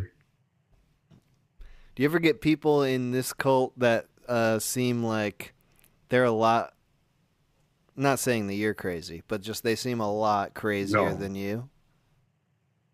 Oh, absolutely. There was this one guy last month that was like in a mental institution messaging in the Discord, and I was like, this isn't healthy. Somebody needs to help this guy. Yeah. He needs to give more money, and he can rise up in the ranks and become healed. But that didn't happen. Yeah. I don't know. I don't think so. We haven't heard from him for a few weeks now. Wow. So the cult isn't really helping. Not for that guy. For me, it's good because then, because like today I get home from real church, and then I'm like, now what the fuck am I going to do for the rest of the day? I'm just going to smoke cigarettes and drink beer, and I was afraid I was just going to doom scroll on my phone, but lo and behold, the leader of the cult started a live stream that I could screw around in the comment section, which is never good, but it's funny, and so now I actually have something to do for a few hours. Oh, so nice. So that's the internet cult. Is it gives you something to do? Exactly. Because idle hands are the devil's tools, I think. Yeah, exactly. All right, so I mean, it's just coincidence that this is a live stream and you're talking about a live stream. But on this live stream, what would you want to hear from other cult members of the live stream that you're listening to that's not necessarily this one? What do you want to hear about that's gonna keep giving you something to do, and you're gonna keep listening and potentially pay more money later? I like it when the members talk about foreskin. That's a very interesting topic. Yeah. Okay. I think we need more content revolving around foreskin. More Do you want to say audio anything bits, about that? more videos. What? Do you want to say anything about? You could speak your piece about foreskins right now if you want. Well, I am one without one. Oh. It was stolen from me at the age of 5. Oh, that's old. Which is a lot later. Which was a lot later than most people. It was for medical issues that I don't remember. I don't recall what the medical issues were. You had an extra shaggy foreskin? I think so. Like, it wasn't working very well. Something was stuck, I think. Oh.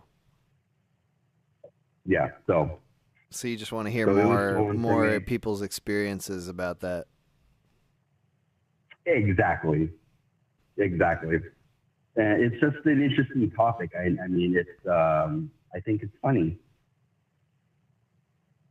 Do you think the practice of removing the foreskin is a cult practice, or is what? Well, it could be a cult practice. You know, as a lot of things can be or can't be. I, for one, if I ever have any sons, God forbid, I would probably circumcise them, just because it's cleaner. And I'm friends with a few like caretakers, like women who care for elderly men who cannot clean their foreskin, and it's hell, from what I understand. You get like moldy? Well, yeah, absolutely. It's just like worse than, you know, it's like smegma is bad, but then, you know, what if you don't get that out of there, you know, and it's just like, it gets worse and worse, you know, and then these poor nurses have to clean it out for them. And that's like worse than cleaning some shit out of an aspirin. Yeah, that is. I see where they're coming from. And so I'm glad to be circumcised, although, you know, nobody asked me, so I have my umbrage with that. I would like it back as a souvenir, you know, maybe put it on every once in a while and make believe like I have one. Yeah. You miss it sometimes. But in the end, I am glad that I don't have one, because it's cleaner and it doesn't look nasty. It doesn't smell nasty. It's yeah. One less thing to clean. I mean, if you could remove your butthole also, because that's basically when I'm in the shower. That's my first concern is taking all the stuff out of my butthole. Well, that should be your last concern, because you don't want to clean your butthole and then like go and clean the rest of your body. You know, like my butthole is the last place that I clean with my washcloth, because I don't want that. Yeah, I don't want to just use my fingers. I get in right in there first things first, and then I wash my hands with the soap, and then I start the rest of the procedure. I think I need to know. I need some tips on to do that, because I'm not that thorough. Maybe I should become more thorough. Dude, you gotta get. I mean, what's the point of a shower if not to clean your butthole? What else really needs to be cleaned? The rest, you can just step out in the rain. That's true. But I think I'll go to jail if I'm trying to clean my ball sack out in the rain. Exactly. That's what I'm saying. All right. Well, hey, David, thanks for telling us about your special cult. Sounds like you're loving it and you're going to continue paying. Is that right? Yeah. If I actually have one more serious thing to say. Okay. If that's okay, my friend. Please. I am in a church. It's a smaller church. We all meet up in smaller houses, and then once a month we get together in one building and do church together. But most of the time we're in separate houses or smaller buildings. And for some reason, a lot of people, it is quite Pentecostal. There's a lot of talk about healing and speaking in tongues and stuff, which I don't disbelieve. I just don't think it happened as much as a lot of people think it happened. A lot of Christians that I'm in contact with. You think people might but at one point, conjure it voluntarily rather than involuntarily? Yeah. Well, they want to treat it as if God is a genie and not just, God. Like he can just fix your problems if you pray, if you live right, which isn't the case. But anyway, at one point, there were some people in the community or outside the community who had a problem with my church, and they say it's cultish or it is a cult. And so at one point, one of the head leaders of the church for the all group where all the churches meet, he read off a list of what it means. I mean, what you need to, like what cults have, what it means to be in a cult. And so he read off a list and went through it and talked with the congregation, and it's like, okay, so we're not in a cult. Like it got so bad that he actually had to talk about. He had to convince how we aren't a cult. He has to convince some people that we aren't actually a cult. Like, here's a list. This is what it means to be in a cult, and we don't fit anything on this list. Was that reassuring? I don't know. I mean, I'm in this church. I'm staying in it because I like the people in it. It's very close knit, which I think is one of the reasons why people think it's a cult. Like everybody knows everybody, and some people just don't like that. They want to go to church, and then they want to sing a couple songs, hear the sermon, and then leave without talking to anybody else. Mm-hmm. But my church, it's like way different. People are praying for everybody and just talking to everybody. Like we have a potluck after every service, and people are just talking and getting to know each other. And I think a lot of people don't like that part of the church. This is what you prefer, though, is something that's more communal and not like a personal, right? And not a communal thing. Yeah. It needs, from what I understand, going to church, like most churches, like these big churches, like these mega churches, where you just go and you hear the sermon and you leave. That's not what church is actually about. It's iron sharpens iron. You need to actually get people to pray for you. You need accountability, people, for sin. And so that's why I like this church, but because it's personal and people are actually looking out for you and your spirit. But some people don't like that, and it felt kind of cultish to them. And so they started accusing us of being a cult, which led to the leader, or one of the leaders. There isn't one leader. There was a group of people. He went up with a list of what it means to be in a cult, and said, we're not in a cult. And I'm like, okay, very good. That's so you like the sense of accountability that you have when it's a more communal thing where people are holding you accountable for what you believe. It's not, people earlier in the stream were sort of talking about, accountability is a sort of word you can twist that to mean different things. Some people would say accountability. Oh yeah. That's where it's control. Like that's where that comes into with the cult type mindset. How does that factor? Right. Exactly. You? Yeah. It can definitely be used in a wrong way. So you need somebody for accountability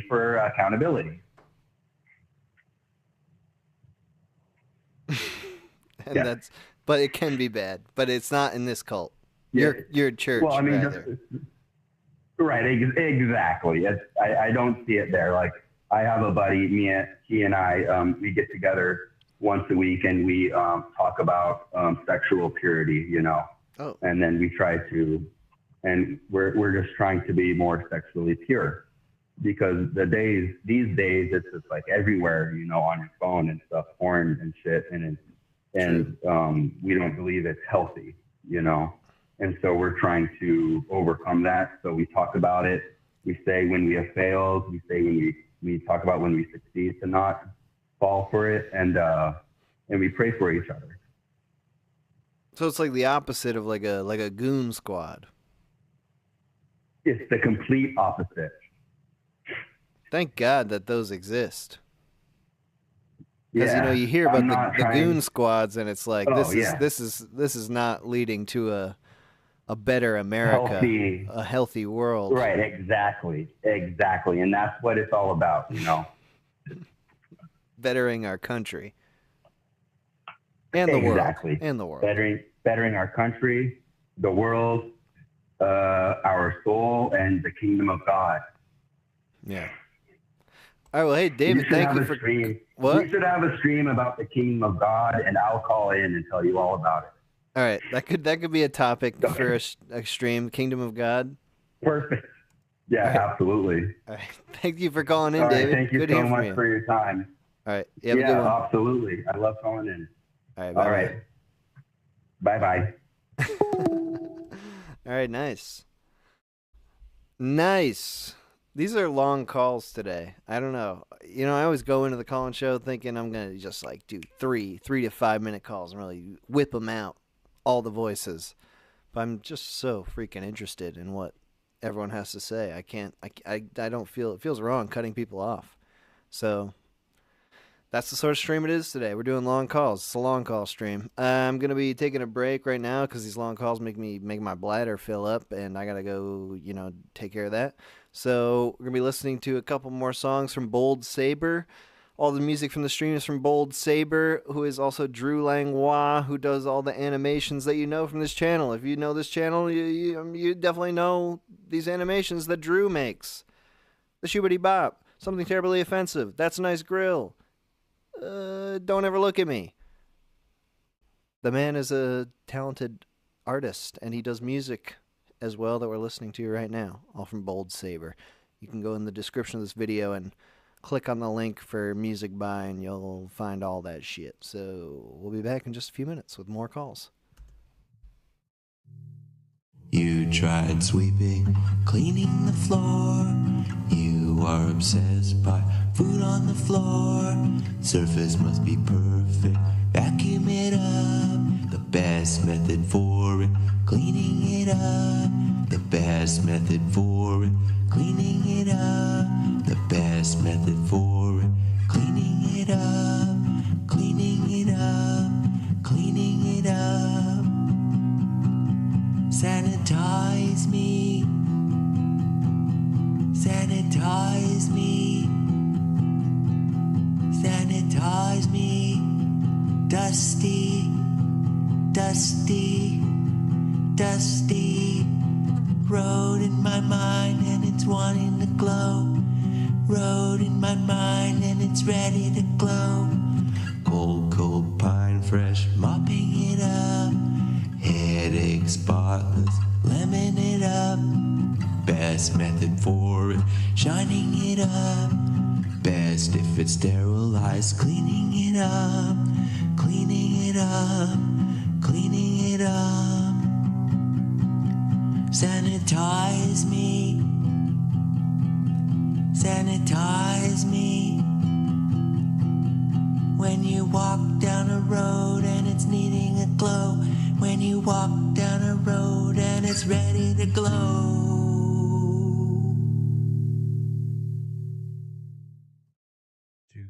Save the drama for your mama. Keep your shirt on, grandma. Sometimes I know there is a right and a wrong way to be. To be. To be. A right and a wrong way to be. Sometimes I know there is a right and a wrong way to be. The hoarders and the slobs, the holier than thou knobs, dumpster dwelling pissants, pain of my existence. Take what they need and leave me with only a grievance. They linger ever near me, but they'll never figure it out. Sometimes you know there is a right and a wrong way to be. A right and a wrong way to be. Sometimes you know there is a right and a wrong way to be. The answers came slow, like turtles in the goddamn snow. But sometimes I know there is a right and a wrong way to be.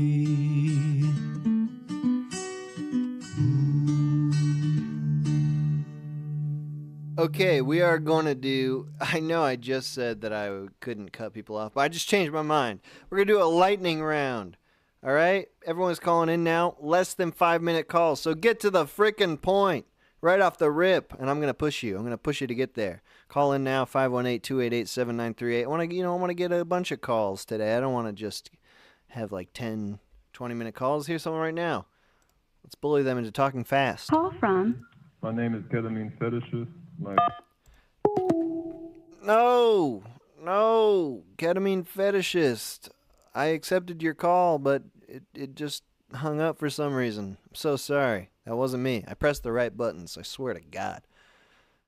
Call in again, 518-288-7938. 518-288-7938. We're doing quick calls. We want to hear about your cult opinions fast. I want to do 5 quick calls in a row. Who's going to step up to the plate? We haven't, there's got to be some, cult knowledge out there. I know all these people, all you listeners are cult heads. Oh, God, excuse me. Call in now, 518-288-7938. What do you have to say about cults? Someone's got to come in and tell me that cults are good. Because maybe cults are good. I mean, until they start, doing their horrible cult shit, obviously. Who's this? Call from. Jim. Hello? Hello. Is this Jim? Yes, sir. How you doing there, brother? Jim, we're in the lightning round. We're doing just 5-minute calls, so we're got to get right to the point. We're talking about cults today. What do you got to say? Oh, brother, I just got out of a cult. Some Freemasons are trying to get me involved in their bullshit. You ever deal with them? No. What even are the Freemasons? I don't understand them at all. I don't even know what they are, man. They're a little club. They meet. There's like 20 of them. They get together. They talk about math and science and history. What? I don't know. I didn't want anything to do with that. How'd you get involved? Oh, it's a familial deal. You got to know somebody, I think. My grandfather was a Freemason, and he wanted me to be a part of it, but I don't know. I'm just into trucks and shit. You know how it goes. Is it like a networking cult? Is it to get a good job? Yeah, there's a lot of that. He was talking about setting me up for success, and, I'm a man of my own will, my own talent, so I don't want nothing to do with it. And I just figured I'd let it be. Because, we got a history of cults here. I live in Indiana. I'm a Hoosier by heart, go IU. And Nice. We got a history of cults in our state. There's a whole town. You ever heard of New Harmony? No. Sounds like a cult shit. This feller from England, he said, I got a lot of money and I got a lot of power and I've got a lot of really cool ideas. What if I shared those ideas with other like-minded folks? And he basically built his own town, this utopia, as it were, called it New Harmony. It was a big social experiment. Everything looked like it was going to go okay, and it all went to shit. Everybody went, their own separate ways. At the time, I think he'd be considered a philanthropist, but by today's standards, he'd probably be what you call like a batshit crazy son of a bitch. How did New Harmony work? What did he do? What's the philosophy there? I think he was one of those guys that was like, everybody talks about God, how cool he is, but what about if that wasn't real? And everybody said, you know what, that's fucking crazy, man. And he said, no, I'm pretty sure it's just us here. We got to figure stuff out on our own. So let's just start our own town. we'll be all peaceful. We'll have our own rules. It'll be separate from God. And it worked for about a year or two until it all just kind of fell apart. You know, there was no real like infrastructure to the whole thing. It was more of an ideology. So was it not controlling enough to stay together? You know, I think he just had a lot of money and thought, what if, without any kind of economic feasibility to it or any real infrastructure to make it work in the long term beyond just ideology and hopefulness. But I don't really know. Like I said, I don't want much to do with them Colts. I'm lucky I got out of it, man. I just figured I'd call in and let you know. Well, so did you learn anything from the Freemasons, or was it just a huge waste of your time? Yeah, I learned, you know, people come off real nice. You know, everybody wants to do you a favor and share goodwill, but I think that, you know, when it comes down to it, you can't trust nobody. And the friendliest people are the people that want to steal your kidneys or your blood or sign you a contract or shit that later on you got to do them a favor because they did you a favor. So it was a quid pro quo. It was a reciprocal kind of relationship. It wasn't unconditional love. I mean, that's my thought on it. I don't know how you feel about it, but to me, I mean, a cult's just, I think it's just a bunch of people that don't feel like society is doing it for them, and they got their own ideals, and they want to form their own sub-society. And we kind of have negative and positive connotations to them, but I mean, can you really blame some fellas for saying, hey, I don't want to jive with all these laws. I got my own stuff going on. It's just, I think the bad apples kind of ruin it for the bunch. You got them Charles Mansons out there and them, you know, whoever else is. But it's just not my cup of tea. You know what I mean, brother? Yeah, I totally understand. Hey, thank you for calling in, brother. Oh, you too. God bless.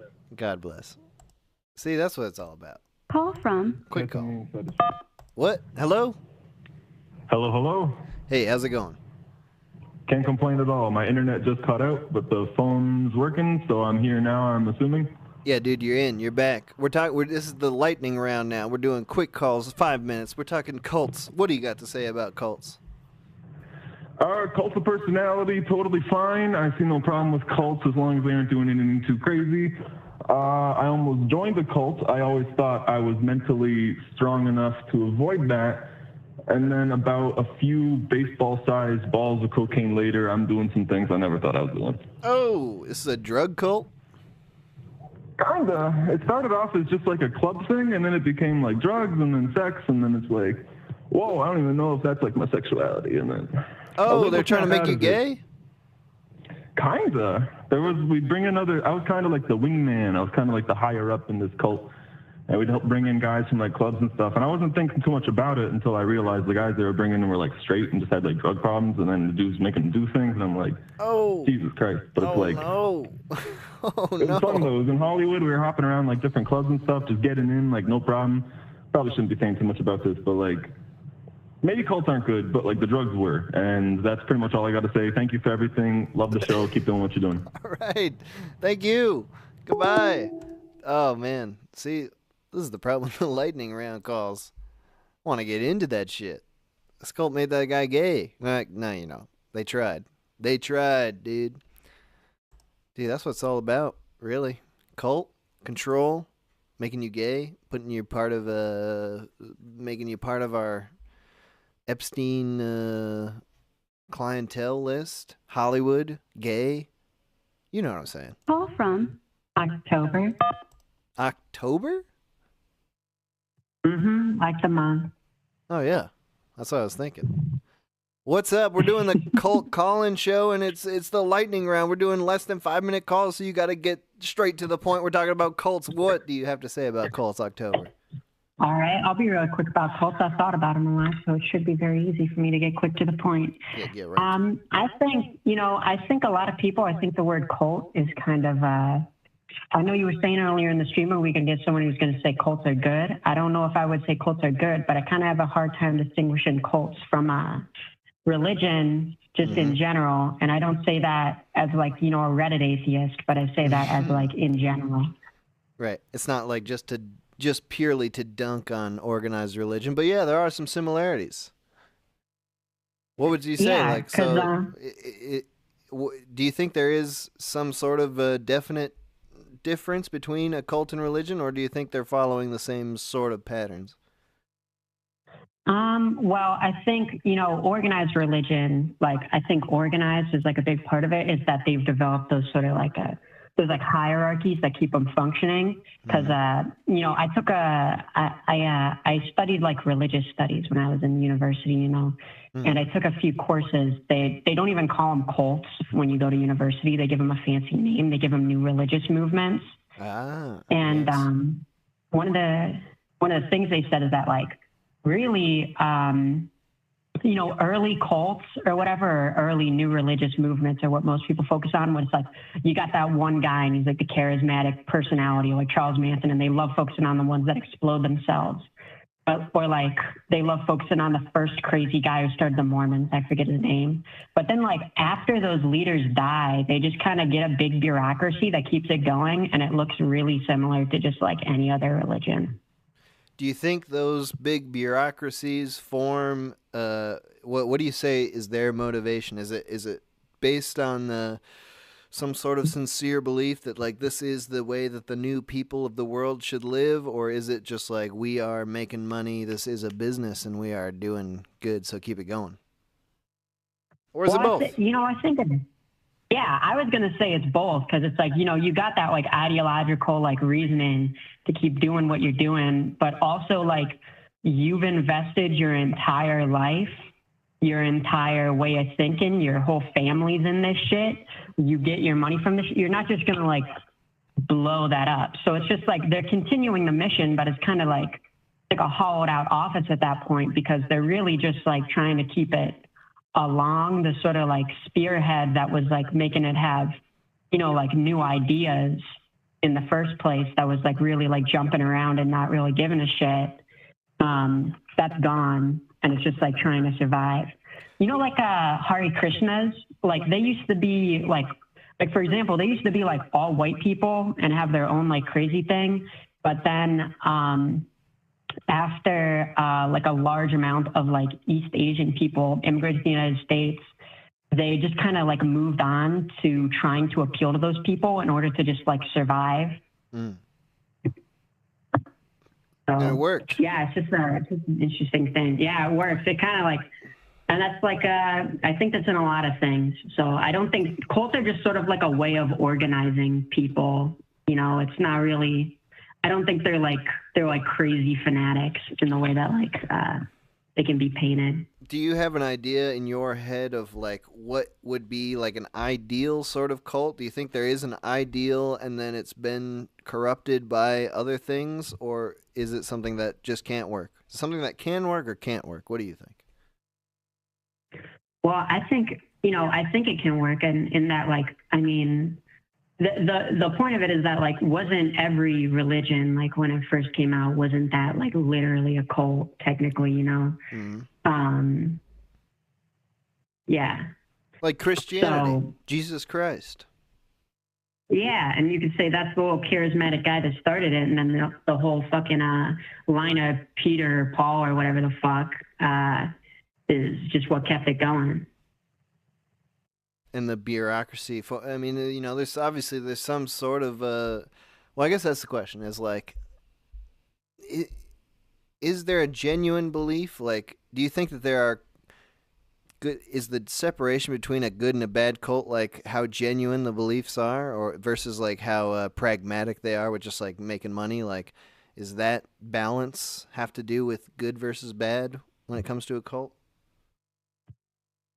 No, I think it happens to everybody, because it's the other guy was talking about infrastructure and something ad hoc things. I think they can do a lot to they can be oh, I'm going to be revolutionary and I'm going to do this a whole new way, and I'm going to do it in a way society's never done before, and that's the big ideal. When you do all this stuff outside of society and you don't actually invest the structures to make yourself function, then you're just gonna fall apart, because you need to make it become sustainable. And I think you lose some of you kind of get caught up in the way the world already is when you try and live in the world, if that makes any sense. Is there a way to integrate into society without killing a bunch of people? Isn't that sort of Christianity became the global force because of like armies that were willing to fight for it?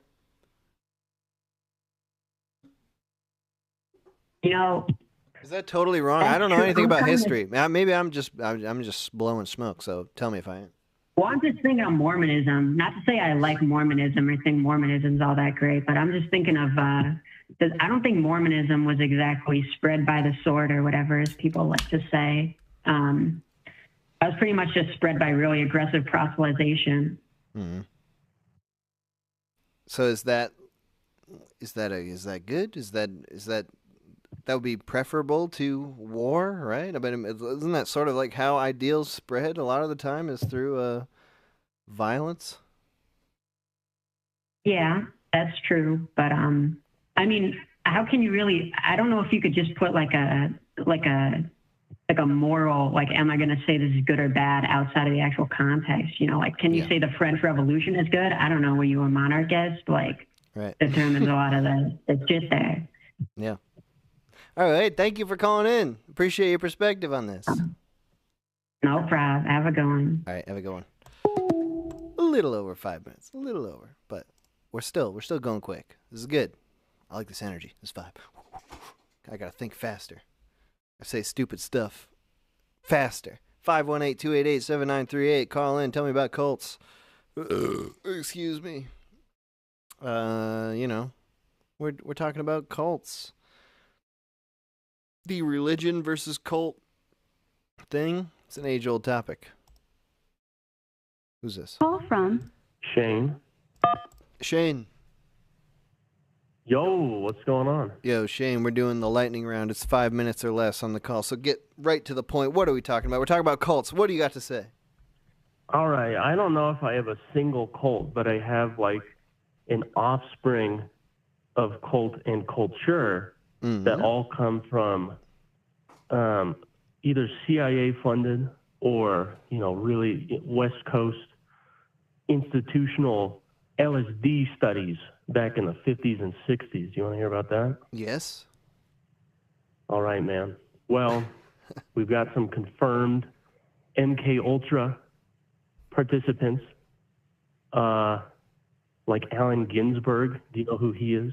Give us just the quick recap of MK Ultra. I'm sure everyone knows, but just the quick recap. Well, I mean, the CIA is looking into ways of, people have always tried to do this throughout history. They want truth serum.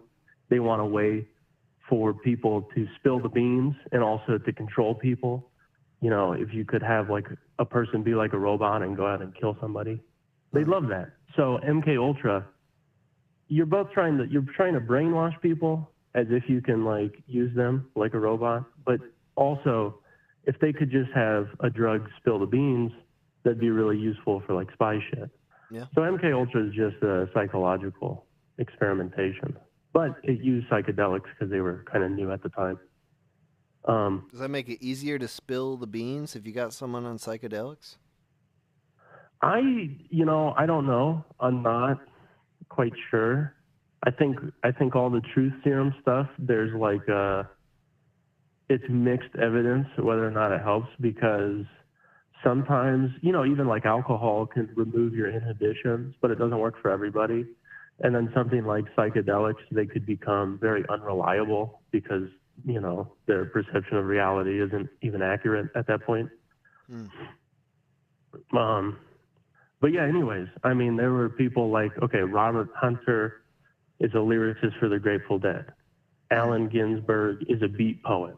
Ken Kesey is also of the beat generation. Who else? Charles Manson, of course. That wasn't quite MK Ultra. That was the National Institute of Health funded LSD experimentation. So what are you saying? Like these people took LSD from the government and then it did something to their mind and it made them do what? I mean, so far all these people took LSD through government-funded programs, yes.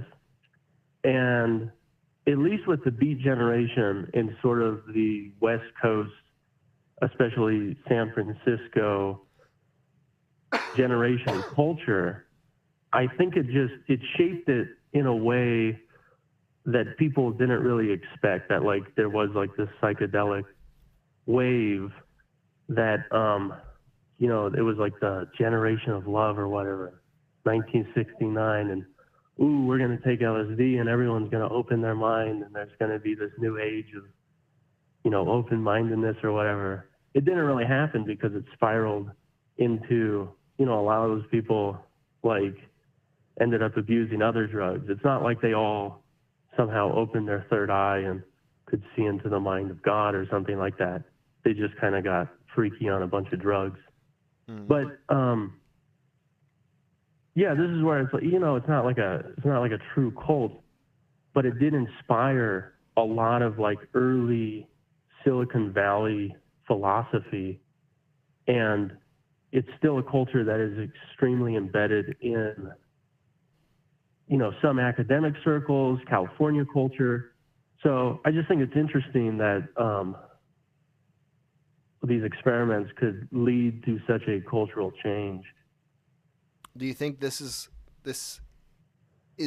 having to do with the culture of today, like a new age culture? It has to do with prominent people who have taken psychedelic drugs and then become prominent thinkers or poets or media makers or something, people who are influencing opinion. You think that has a significant impact on today's thinking? I think it's actually kind of, well, it's weird because it's like, it's come and gone, I mean, psychedelics, while they are being slowly taken up, funnily enough, by like academics or people who want to use something like psychedelic mushrooms to treat depression or addiction, which there is some evidence they can do. I live not too far from Denver, and they just decriminalized possession of psychedelic mushrooms. So it's still like in people's minds, but it's not a zeitgeist like it used to be. I think the whole psychedelic experiment of 55 years ago at its peak, it's kind of like old hat at this point. And I mean, Silicon Valley is not what it used to be. It's not. The quality of the ideas coming out of it are not as good as they used to be. So, maybe there was something there, which is kind of funny. Is there something where... have you ever done psychedelics? I have, yeah, but not in a while. Do you think there's something to the idea... Let's say that like psychedelics were as legal as alcohol. Do you think that would significantly change the course of just general thinking, or do psychedelics have to be given to specific super poetry people, like the government has decided you're an intelligent person and we're going to give you psychedelics, see what happens to you? I think, like, I'm in Canada now, and I think in Canada mushrooms are legal, right? Yeah, mushrooms. You can buy mushrooms in Canada. Like, oh wow. Yeah, I didn't know that either until recently. But yeah, like, what's the deal there? It's like, is giving it to everybody do anything, or is it just like, does it need to be with very specific people that actually make some sort of difference? See, I think it could go either way, right? I mean, there's people that are like obviously at risk if they have a psychedelic experience. About like 2 to 3% of the type population. People. Well, yeah, it's like schizophrenia type. But what's weird is like a lot of these people can kind of like cope with those symptoms, but when they take psychedelics, it kind of like unleashes that psychosis and they become deranged. So I don't think like I don't recommend people take them, and I don't know. Yeah, what's your feeling? If you didn't know until now that in Canada you can just buy mushrooms, like, does that seem something that's like that's okay, or should it be something that is kind of locked behind laws and stuff. Oh, I'm not. That's where it's like weird. Because like as far as regulation goes, that's making me think of do you know what salvia is? Yeah. So that's legal in California. Like you can go to like a gas station and buy some, and that is seriously the most terrifying drug I've ever used. For sure. And something like that has no regulation on it. So as far as the and that doesn't even have like from my experience, salvia is not even gonna like open your mind or anything. It's just like it could only make you. It could definitely make you crazy, but it won't like make you like feel like, oh, I know everything now. It's like you could either go crazy or just be like, I never want to do that again. Right. Okay, I guess here's the way I would put it. The people who should take it are the people who are already going to be the ones seeking it out. But you know, there's a weirdness there where it's like, you know, people who are seeking it out, they might not be seeking it out for some sort of mind-expanding experience. They might just be like, I've done a bunch of drugs and I like them, but I want to try something else. I want to try a different drug to see how high that gets me. That's true, but you're never gonna fix that type of thinking, right? No, no, of course. All right, wait. We've gone way too long. It's supposed to be the lightning round, and you've gone 10 minutes. Why'd you do that, dude? Okay. God damn it. But Ted Kaczynski's also on the list, so there you go. Aldous Huxley, Timothy MK Leary. Ultra guys? All CIA-funded LSD use. Isn't that nuts? I don't know. Do you have a final conclusion to this thought? The government never stopped studying how to control us. How about that? Nice. Very good. All right. Thank you for calling in, dude. See you. All right. Hello. Hey, it's Allie. Allie, how you doing? I'm good. How are you doing? Great. We're talking about cults today. We're doing the lightning round. It's 5 minutes or less, but there's some leeway in here. So, what do you think about cults? Yes. I have stories, but also I just wanted to say something about salvia real quick. Sure. By the way, this is Allie from the grandma story. I just wanted to make sure. Oh, nice. Allie, good talk. It's good to talk to you. So salvia, I discovered a lot of stuff about, and it's actually a fascinating example of how stigma forms around drugs, because the native people who use it, the Mazatec, are also the people who use LSA, morning glory, and mushrooms. They like cultivate it. And the way they use it is they chew the leaves, and it's a big ritual, and they do a very low dose compared to what Americans do. The problem is that it's the stuff that you can get in stores is like the extremely strong, like 50 or 80 times extract, which is extremely terrifying, especially when you smoke it, which is not what you're supposed to do. You're not supposed to, if you smoke it, it's supposed to be like the dry leaves, and which is much different. Which is what everyone does when they're doing salvia. Yes, because you can just go to a smoke shop and buy the stupid multi dozens of times extract. I've done many times quitting, which is chewing the salvia leaf. It's weird because you're chewing a bunch of leaves, but it's actually very subtle, probably most similar to ketamine actually, but not very strong. It's I'm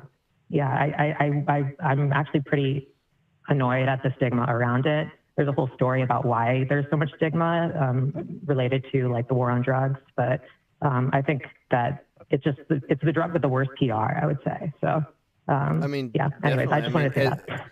As it was introduced to me, I did read about the chewing thing, and I was just like, no, like smoking, that gives you the most powerful. Yeah. That gives you the Yeah, freaking that's what people highest want. high. Yeah, so it's like that's the one that's appealing. No, it's so much more gradual. Like when you chew it, it's like there's like an hour of ramp up and like an hour of ramp down. And it's very, like, it's not like when you smoke it and you're just like pulled into this like nightmare realm. Like it's completely different. And I wish more people tried it. Have you smoked it also? No. Oh, okay. If you go on Arrowhead and look at trip reports from salvia, if you read the ones that people smoked it versus the ones where they chewed it, it's completely different. It's like a different drug. I know. So I just am not interested in smoking it. It's like I've only smoked it, and it really does bring you directly to hell. Just it's in no the time at all. between, It's. I think people don't respect these medicines. You know, like we need to treat these things with respect rather than just like. I think the Western culture about drugs is just like, we just got to get wasted, you know, and instead of actually like respecting and looking at how the people who cultivated salvia for hundreds of years, how do they use it? You know, nobody's interested in that. They're just like, let's just get wasted. And, you know, and they just do it. They don't even know. They think it's a kind of weed. Like people are idiots. So I don't know. I just wish there was more knowledge about it. But in the way that you've done it, and like you've been reading about, like, is that more have to do with the ceremony of how it's done? Like it's the not... ceremony, and also just the absorption, the way you absorb it. You know, it's much, like I said, it's gradual. It's very gentle. It's not at all about, you know, when you smoke it, it's just instantly going into your bloodstream. You know, but yes, there is a ceremonial aspect. The rhythmic aspect of the chewing it is really interesting.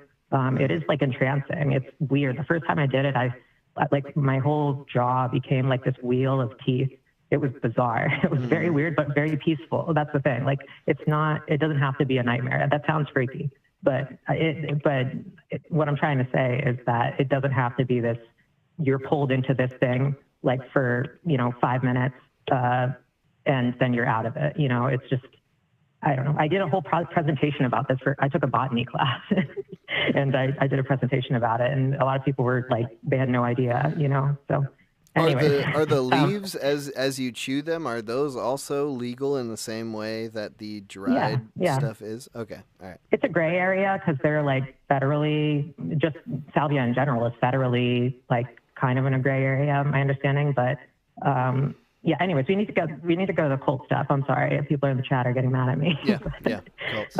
But this is part of cults. I mean, I feel like a big part of cults is how to properly ingest drugs. Yeah. That does have to do with cults. Yeah, that's true. That's a good point. There are surprisingly, there's a lot of very straight edge cults, like Heaven's Gate and stuff like that, where they're just like, you know, no substances at all. Like it's like a purity thing, I guess. But yeah, I mean, I'd say there's more of those in some ways than there are like drug cults, but I don't know. I just watched a documentary, one last thing, I know we're on lightning round, but I watched a documentary about Love Has Won. Are you familiar with that cult? I don't know if you already talked about it.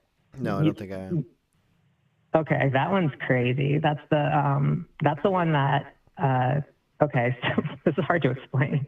There's a documentary about it on HBO, I think, or Max, whatever. Basically, this lady kind of, she did a lot of psychedelics and stuff, but she was convinced that she was like a goddess creature, and got a whole house full of people. And among other things, they were very big on the colloidal silver. I don't know if you're familiar about this. I'm not. But they thought that this can cure everything. It's like this elemental silver, and it turns your skin blue. So she just like slowly over the course of the cult is going crazier and crazier and turning blue. And she also died. And so the cult just mummified her. So she just becomes this blue mummy. I don't know. It's worth watching. That's all I'm trying to say. Are her teachings like, you know, very much based around like consuming this? No, though they did. That was one of their things. Like they wanted you to take a ton of LSD. They were very big on LSD, and then they would also, as punishment, like if somebody did something bad to the cult, they would just dose them with a ton of LSD and then let them loose in like the Nevada desert and just get rid of them basically. Like they just ditched them. It was pretty shitty. How do those people not die? How do you not die if you're pumped full of LSD and dumped in the desert? I don't know. I mean, the human body's resilient, but I'm guessing they had to just come down from it before they could go home. But yeah, dehydration, I bet, is a big deal. I don't know. They did this to a few people that they just said they didn't like the vibrations of, and so they did that. They were pretty brutal. I was going to tell you the funniest thing that they cover in the documentary is that this woman claimed she had a lot of past lives, she claimed, and some of the past lives are actually present people, which is interesting. But she claimed that she was, I want to remember all the lists. She had a picture of all the lives she was. She was Charlie Chaplin. She was Mr. Rogers. She was Bob Ross. She was Donald Trump. They were pro-Trump cult, which that's out of left field. That's super cool. It's interesting. Yeah, it's a wild one, and that one's Mr. recent. Rogers that was like and a few years Donald ago. Trump. Yeah, same person. Same person. Wow. It's yeah. It's Imagine a fascinating one. if you but could pull from both of those sources, you would be the ultimate I human know. Seriously, God, that's yeah. No, I would love to. I wish we could talk more. I know we're on lightning round, so I don't want to take up too much time. Yes, but well- it's always good talking to you. Yeah, Allie, great talking to you. Thanks for calling in. No problem. All right, have a good one. Bye. Oh my God! See, the lightning round. I should have been doing this whole time. Get people talking fast. Yes. It makes me nervous. 'Cause I have to think of something really fast. Call from. Thomas Jefferson. What? Hello? Hello, this is Thomas Jefferson, the third president of the United States of America and the writer of the Declaration of Independence. Who? It's Legato. Oh, Legato. Nice to hear from you. Legato, why does your phone always sound so far away? We can't hear you at all. Does it sound better now? That's way better. Way better. Okay. All right, Legato, we're talking about I cults. was in my Bluetooth. Oh, okay, don't do that. Look, we're talking about cults. What do you got to say about cults? Cults. I got like a bunch of kids to pee, and one kid's drink, and we all watched them drink it. Was that a cult? It could be. How long did it last? It lasted like until like he was like, "Hey, it's really funny," and we were all laughing at him. And then we never told him. So I guess it's still going on. Is So it is that a drinking cult? I don't know. What's the... Yeah. Legato, But we teach take this this seriously, guy would you? beer, is what I'm saying. And he has no idea to this day. That's a cult. All right. So, in your mind, that's a cult? Yeah, because, well, like a bunch of people, I got a bunch of people to take out their dicks in front of each other and pee in a bottle. Just so that we could get a guy that we barely knew to sip a little bit of our piss and like a lot of beer. It sounds like a cult. But was there a greater purpose? Was there a higher purpose for this? Like was he drinking the pee for a greater reason, or was it just for your simple amusement? Well, it's like one of my friends came in and introduced him to everybody, and then they left for 2 seconds. So then I smiled, and I was really happy because I just got the idea, and I told everybody about it, and everybody followed my idea just by me saying it. So you were like the cult leader. Yeah, so I was a cult leader. We all had that dude drink a little bit of our pee, but we never got to tell him. Actually, the memories are flooding back to me. We were going to tell him. We didn't get to tell him. I hope he didn't get sick. It was just we a never saw the mistake. guy again. Yeah. That you didn't get to tell him. Yeah. And Do you think I get letters sometimes. It's like, I know what you did to that guy's pee. And I'm like, I don't know which one of them is actually, is that cool? Well, I mean, like it's a cult if you kept it going. If that was like an initiation ritual, it was like to be our friend, you have to leave the room for a second. We're gonna just do something, and you don't know what it is, but then have a big sip of this. It keeps going on in my mind. I'm guilty about it every day. I wish I didn't do it. That's why I called. Right. It wasn't funny. No. All right. Well, hey, Legato, thanks for calling in and telling us about this. Okay, I don't even know the guy's name. All right. He could be out there. There's a victim minute now. All right. Thank you, Legato. Goodbye. Goodbye. Okay. That was a good lightning round. We're just gonna take a quick break here. A couple songs from Bold Saber. All the Bold Saber songs that we're listening to today, you can get if you click on the link in the description of this video. It's the Bandcamp for Bold Saber. Bold Saber, if you don't know, it's Drew Langlois. Drew Langlois, who does the videos on this channel, the most popular animations, like the Shoobity Bop, There's Something Terribly Offensive, and That's a Nice Grill, and Don't Ever Look at Me, and a couple other ones also. So if you like this shit, click on that link, buy these albums. They're cheap. Do what you want. Whatever. Okay? I'll be back in a few minutes. Another lightning round coming after this. I like the lightning round. Should have been doing lightning round this whole time. Yeah. Okay. Everybody ready? Is everybody ready to play? Thank you. We got the money, we got the piano, we got the papers. Okay. Where are those papers? This computer's been acting up. Where are those papers? The computer doesn't work. I can't think. I don't know what I'm doing. Every time I get on the bridge, I get stuck in this train coming. Every time I get on the bridge, I get stuck in this train coming. Every time I get a baby, it shits on the floor. Oh, every time I get some money, I gamble it all. Oh, every time I get a baby, it shits on the floor. Oh, every time I get that money, I gamble it all. Every time I get on the bridge, I get stuck in this train coming.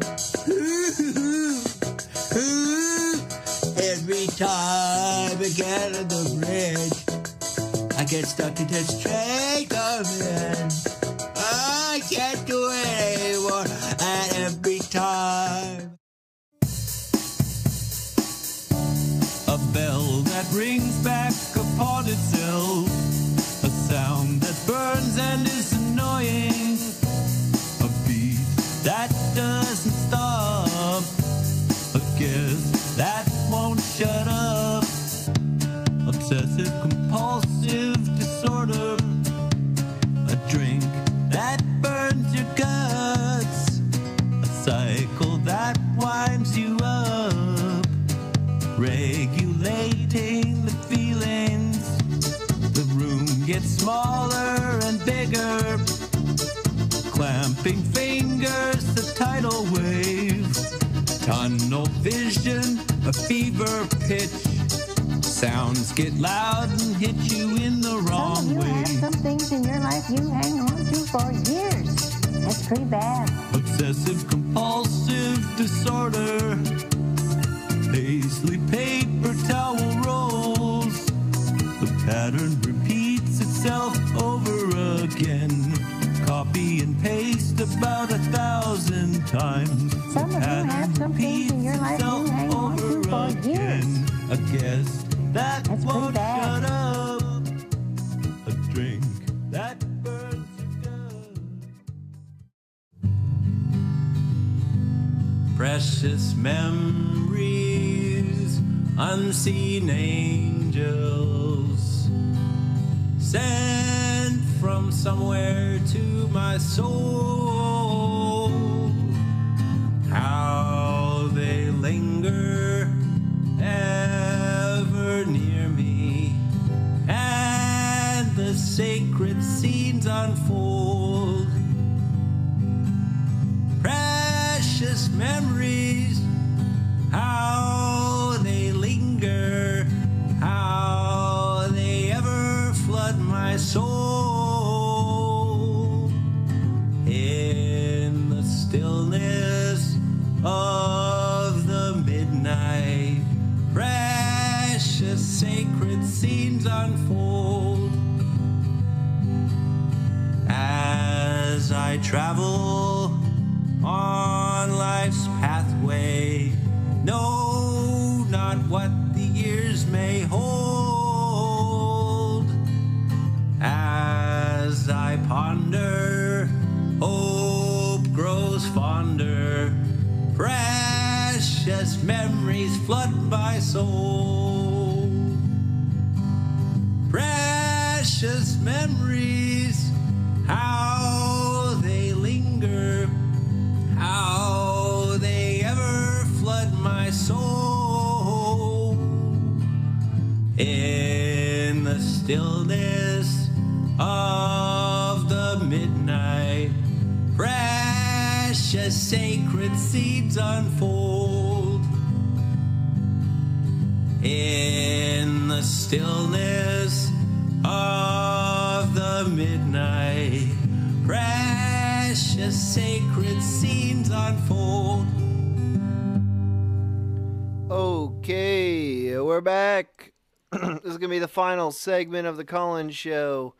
So call in now if you haven't gotten in yet. We're doing quick calls so we can get as many callers as possible. 518-288-7938.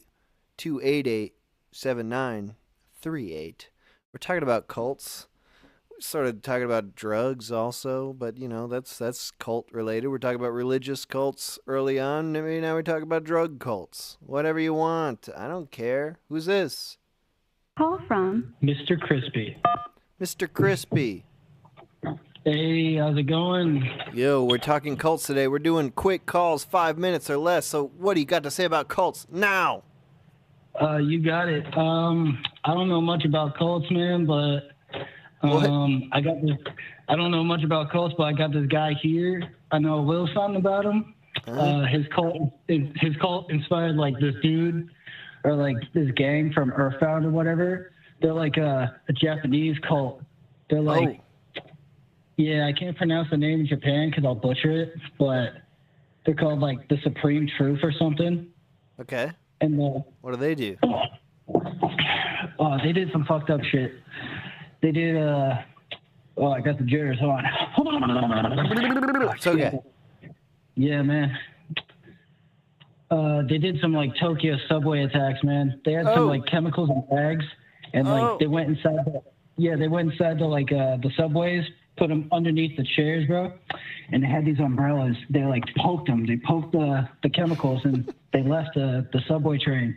So then when them chemicals came out, it was like mustard gas, dude. It made like all the people like gag up, like oh shit. Yeah, they pissed themselves too because I'm not even trying to be funny. Like they poop and they pee, the boogers come out. Why? It's like because the chemicals, dude. It like no, why did they chemically attack the subway goers? I don't know, actually. Let me get the plays right here. The attack evidently backfired, and they conducted huge raids. So, like, I don't know, someone tipped them off. I wish I knew more about it. But dude, like, what do they want? What's the goal? What's the cult goal?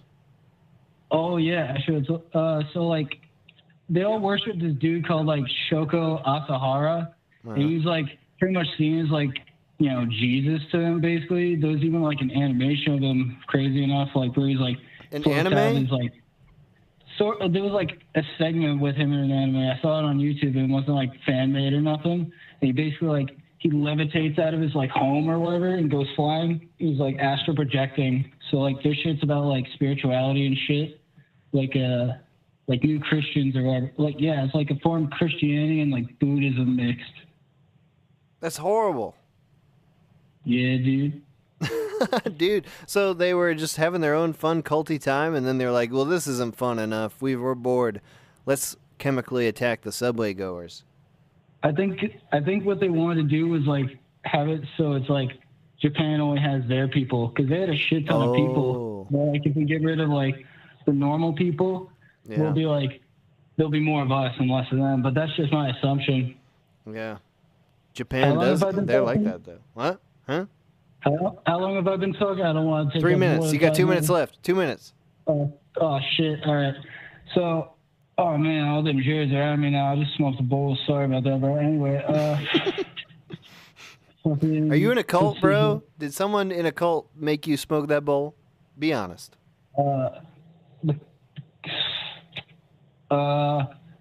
It may or may not be the cult that Jared Leto's in, but you didn't hear that from me. Oh shit, dude. Yeah. Dude. How can we trust a word you're saying if you're in Jared Leto's cult?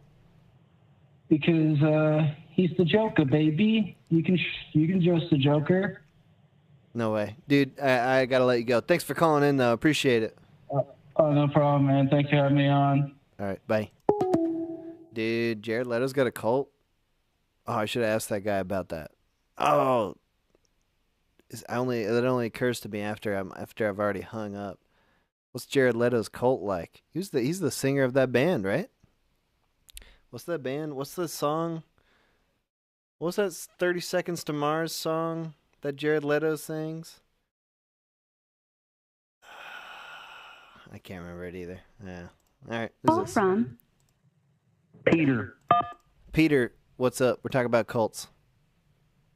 Hey, how's it going? I just wanted to talk about a cult I was part of for 10 years. Oh. So I just recently got out of it.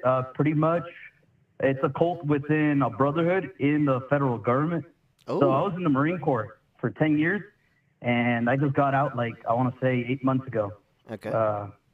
Yeah, so the brotherhood aspect of it and everything is amazing and everything, but there's some guys that, some groups that drink too much of the Kool-Aid. And what ends up happening is that you have people, like, doing these crazy, like, not rituals, but ceremonies and stuff to make people feel bad and guilting people to stay in and stuff. For example, I got to the rank of gunnery sergeant pretty quick for 10 years. Huh? But I decided not to re-enlist because I got offered a job to be a locomotive machinist.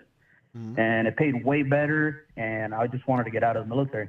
But when I said no to the the re-enlistment officer, he pretty much just told me to, like, go away, you know, because I said no to him. So they had like the whole unit stand out outside of the headquarters, turn their backs to me. And when I picked up my DD-214, and they turned their backs to me and everything, they made like a big spectacle out of it. But it's just like so many things that happen within the military, like the Marine Corps itself. There's people that threaten, like, their younger Marines and stuff, like their junior Marines. They threaten physical violence or any sort of threat, telling them, hey, you better stay in. It sucks out there. You won't get a job that pays as well, gives you as much time off. They just try to feed you so many lies. This is like a specific group inside the military, or is this just the military, how it works? No, so it's like the Marine Corps itself has a brotherhood, but you have people on the inside that start their own little like it's a cult. Everybody knows it's like a cult. Everybody says it's a cult, but like the ones that really do drink the Kool-Aid are the ones that are like, you know, they go far into the left. They're crazy about stuff, you know.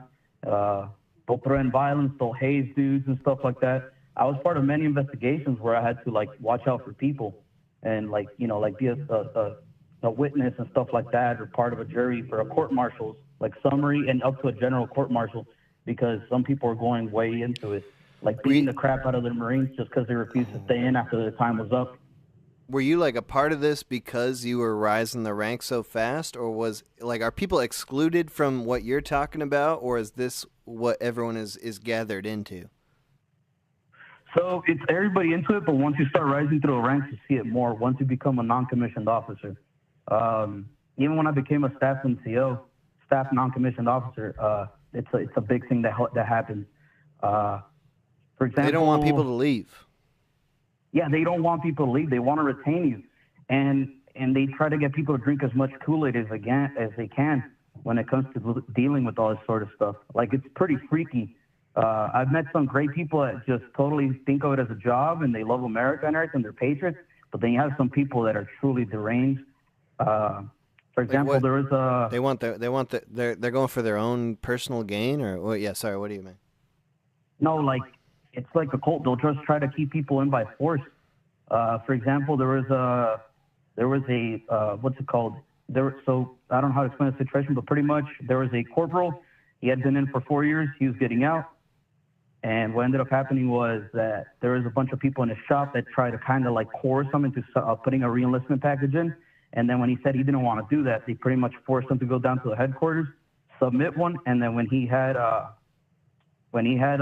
sign yes or no on it, when he got it back a week later, the package, they told him, hey, either you sign it now, like, you know, they didn't say anything to him specifically, but, you know, you got 6, 7 big dudes standing behind you and stuff, and they're, you know, they told you to re-enlist and stuff. They didn't. I mean, you're not really going to argue with them, you know?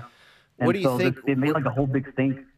What do you think is like the motivation there? It's just like, we really like you. We don't want you to leave because, you know, we love having you as part of the military. Or is it something else? Like, what's the motivation behind people like forcing you to stay involved?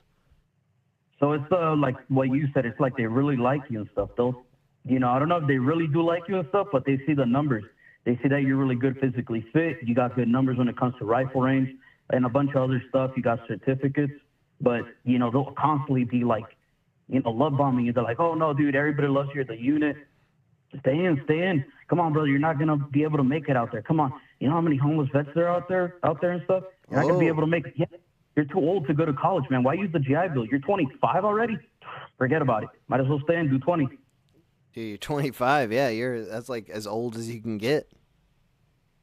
Yeah, and they're like, nah, forget about it. Don't go to college. Don't do anything else. Just you're wasting their time and stuff. And there's been court-martials that have been happening just due to the fact that, there's a lot of like hazing coercions going on where they're like trying to force people to stay in and stuff. And now these people are kind of just blowing the whistle. How do you get out of that where it seems like the general feeling of the military is to be part of this larger thing, and it's like, your individualism is maybe not the top priority. It's like serving this greater good. So how does one individual manage to break free from that? It depends on what you witness and stuff. For example, I was stationed in Japan for 3 years and stuff. I've been watching your show for like the past 3 years when I could catch it, like when you upload it, because I could never catch it live till now. I'm back in America. But a big way you get out of this is just like through witness experiences. For example, when I was in Okinawa, Japan, we were deployed during COVID to go do humanitarian help in India. And a lot of people were dying and stuff. We were hoping the best we could and stuff. This is before the vaccine. So 3 weeks into being in India, they pretty much were like, hey, pack your stuff up, guys, and we're going to quarantine you when you get back to Japan. No, there's no point in risking you guys, even though we had been out there for 3 weeks helping and stuff. I saw a lot of people, like families torn apart pretty much, that they'd show up at the gates and stuff trying to ask for medical support or people to take the bodies from their loved ones because there's just so many people dying. And then fast forward a year, I ended up in Camp Pendleton, new unit, everything. And we got sent out to when the Kabul response happened, the airlift. And when we were out there and stuff, just like the blatant mishandling of everything that happened, I was just so tired of it. A lot of things happened before throughout my 10 years, but after that, I got so tired of it that I was like, no, I'm getting out. I just want to grow my hair out, grow a beard out, not get yelled at by anybody that's not have my Marines get yelled at, because I didn't get yelled at anymore. Been 10 years and stuff. I'm the one that pretty much does the talk stuff, but you don't have to yell at people. But there's some people that think that the way to get to everybody is just by screaming at them and destroying every single ounce of individuality they have in them. So you reached a point where you'd seen enough and you'd sort of realized that you couldn't just blindly trust the higher ups in every situation. No, when I was over there, there's a lot of things that went wrong, and we were betrayed at every level. Yet they keep, pushing that we're brothers, that, we got each other's backs and this and that. Now, the only people that had my backs were my close friends when I was in the Marine Corps, and that's about it. Everybody else is out to get you, man. They're out to get you, but then at the same time, they're trying to keep you in that same brotherhood. They called it the fraternity. I forgot what it's called, but they have coins they print out and stuff, and they tell you you're joining a certain fraternization or fraternize and stuff. It's some crazy stuff. It's not everywhere in the Marine Corps per se, but it was very big in smaller bases and stuff like that, and at some units. So as someone who's gone through it all, and you've had an extended period of time where you're going through the military, is there advice you would give to someone who is a really young guy, 18 or something, and they're thinking about joining the military? Do you say that there are benefits and that you just had to keep track of this other stuff, or would you say don't do it at all? I worked with airmen. I'm telling you, go Air Force or you're going to enlist in something. If you have to or want to, go Air Force, man. Who cares about the title? I'm proud of it, but it's been corrupted. It's been eroded long ago by some by people before me and stuff. They've just destroyed whatever it means, and it's very messed up. What about the Air Force? What about the Air Force? What about the Air Force is better, I guess? They treat you like a person. I've seen how they just help their people out and stuff like that. So I was stationed on the Air Force Base at one point as an instructor, and I was teaching classes of sailors, Marines, and airmen and stuff because it was a joint base. The airmen would get treated better. They had every second Friday, they had a thing called Down Fridays. They got that Friday off. The Marines, guess what they do? They would take them to either the base movie theater, and they start playing like documentaries about why you should love the Marine Corps and this and that, and you join the greater thing. I get it, but they would do that every single second Friday off. Meanwhile, you'd be there from like 7 a.m. till like 5 in the afternoon doing that till they release you for the weekend. Meanwhile, the airmen been enjoying their whole Friday off, their 3-day weekend. Damn. All right. Well, hey, thank you for calling in, dude. Good to hear from you. Yep. All right, Thank you. Bye. Nice. That's an interesting one. Cult of the military. There's whoa, some weird shit going on in there. The Brotherhood, dude. You could see that working with people that don't have anything at home. The Brotherhood of the military would be a big thing for them, but that's that's the sort of thing you can imagine with any cult. Less people you have available to you. Thomas. See that? Thomas. What's up, Mr. Minute? Yo, we're talking cults. Shit. Okay, so a long time ago, this is maybe like 7-8 years ago now. Mm-hmm. I joined this like life improvement cult for so what happened is I just dropped out of college, right? Mm-hmm. And I was looking for some guidance in my life, and this dude that I know kind of through some other figure reaches out to me, and he's like, yo, there's this retreat, this group, they changed my life. The group is called Next Level Trainings. I'm just gonna dox them because they still exist, I'm pretty sure. And so I was like, okay, I'm a dumb 19-year-old, I'm trying not to, I dropped out of college, so I'm I need to not be a bum, and so I go to this 3-day retreat in Philadelphia, and I'm immediately getting very cultish vibes when I'm there, this first retreat. And it's sort of a life improvement. It's 3 8-hour days of just them talking with you and exercises in a group. One of the exercises was trying to think. Everybody was posted up in a big circle, shoulder to shoulder, and then 5 people would go around the circle and they'd have to go one by one and say basically the worst thing that they could say to the person in front of them. Oh, God. Basically a lot of very emotionally taxing exercises. There was one that I remember where there was 7 groups of 10 people. And you got to understand, I'm a 19-year-old. I'm very cynical and emotionless at this point, but the amount that I was emotionally abused. So you would go around to these groups of 7 by yourself, and you would tell them something something about your life, that was supposed to be a deep dark secret that you had. And then if the group believed you or believed that you were digging in the deepest, darkest recesses of your mind, they would nod, or they would say no, you're not actually here with us, you're not revealing enough of yourself. And so I go up to the first people, and this is 3 days in, so I'm fucked up already, and I tell them something, and then they nod no, and I'm fuck, God, I'm trying here, I think.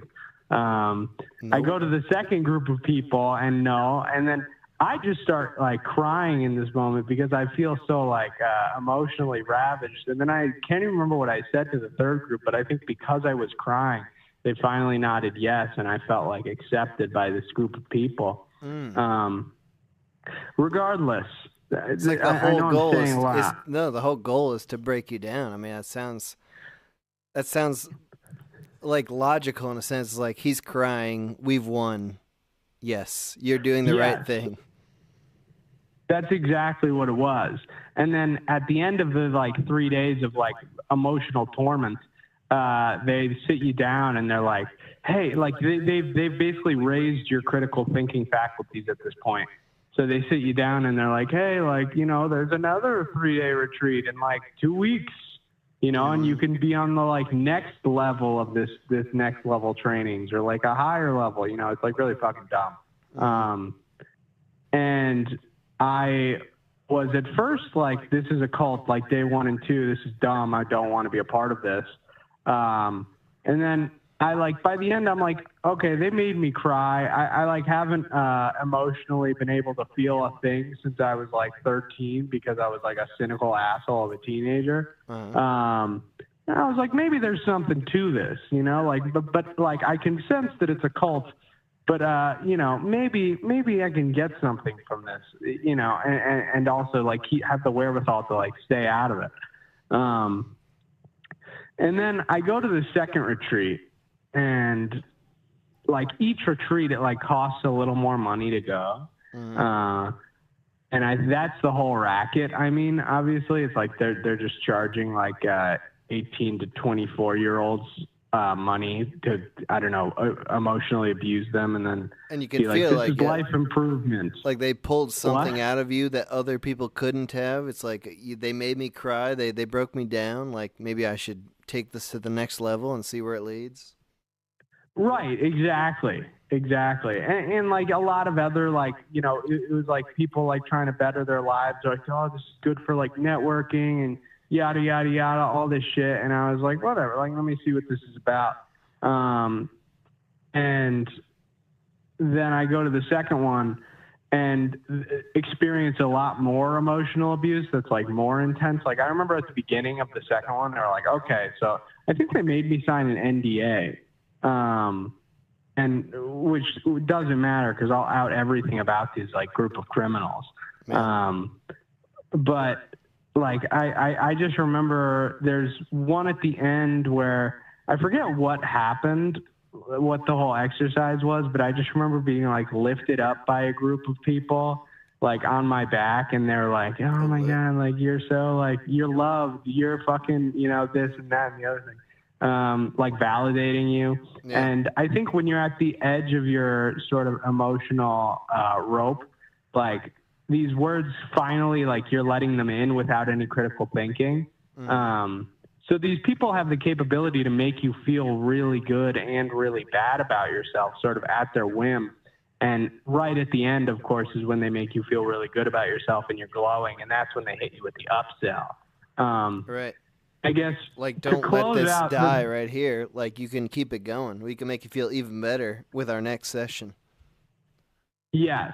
But basically, at the end of it all, the thing that freaked me out the most was that, like, they broke me down so much emotionally that I was, like, fully bought in. Like, I went from, like, oh, maybe this is a cult to, like, no, this is actually, this is it. This is, like, I trust these people with my life. And, you know, it was a sort of serendipitous thing where I, like, had to drive this dude home to New Jersey. And on the fucking drive home, he was like, no, dude, that's a cult. And I was like, no, what are you talking about? And for the whole drive home, we just like argued about it. And then he sent me an article the next morning about like 13 signs you might be in a cult. It might have been a fucking BuzzFeed article for all I know.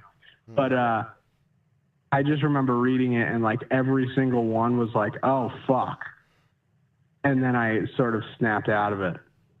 So do you think that like is there any kind of benefit of like being able to start into something like this and then also remove yourself from it? Like, it seems like that seems like the problem with the cult is like people being in a cult, and then it's like they think that's how their life needs to be forever. Like they need to just constantly be feeding into this community. But if you're getting like something positive out of it, and then you can also remove yourself from it, maybe that's an overall benefit. I think it's too much of a risk, you know. I think like that's how I felt about it, and I've considered myself a smart guy. Obviously, I was like 19, so I was a fucking idiot. But you know, I think these people, they're not coming after your critical thinking. They're coming after your like emotions. And that's where they wear you down. And so by the end of this time, like you're not using your critical thinking to assess if I'm in a cult anymore. And I think that's where they fuck you. So I think it's like, if you get the sensation that you're in a cult at all, you should hightail it out of there. Especially, you know, if in your situation, like you're getting the upsell after every event or something that's going on, at the end of it, you're being told like, and also if you pay us more continuously, we'll keep making you feel better and better. Like that seems to be like that's the problem. Right, exactly. I think, yeah. At bottom, the people at the top are like bad people that are like, it's a racket, Right. So they can't be trusted. All right, Thomas, thank you for calling in. Yes, sir. Good to hear from you. All right, bye. Nice. 518-288-7938. We're talking cults. We're going to do the last call or two here at the end, and then that'll be it for the stream today. Just so everyone knows, I don't lead a cult. I'm not a cult leader. That's obvious. I mean, obviously, on the other hand, you could subscribe to my Patreon. You could pay me money for nothing in particular. I'm not going to make you feel better about yourself. If I do, that's entirely accidental. Who's Call this? from. Jeff. Hey, what's up, man? Dude, Jeff, we're talking about cults today. What do you have to say about cults? Well, I studied with the Jehovah's Witnesses for a long time. I still do, and You still do? They're pretty culty, I think. They have this practice of disfellowshipping, they call it, as shunning, where if you do anything that's kind of a no-no, they will no longer associate with you. And I know one of the elders in the congregation, he doesn't even talk to his daughter. He won't even take her phone calls. If you're going against the rules and regulations of the cult?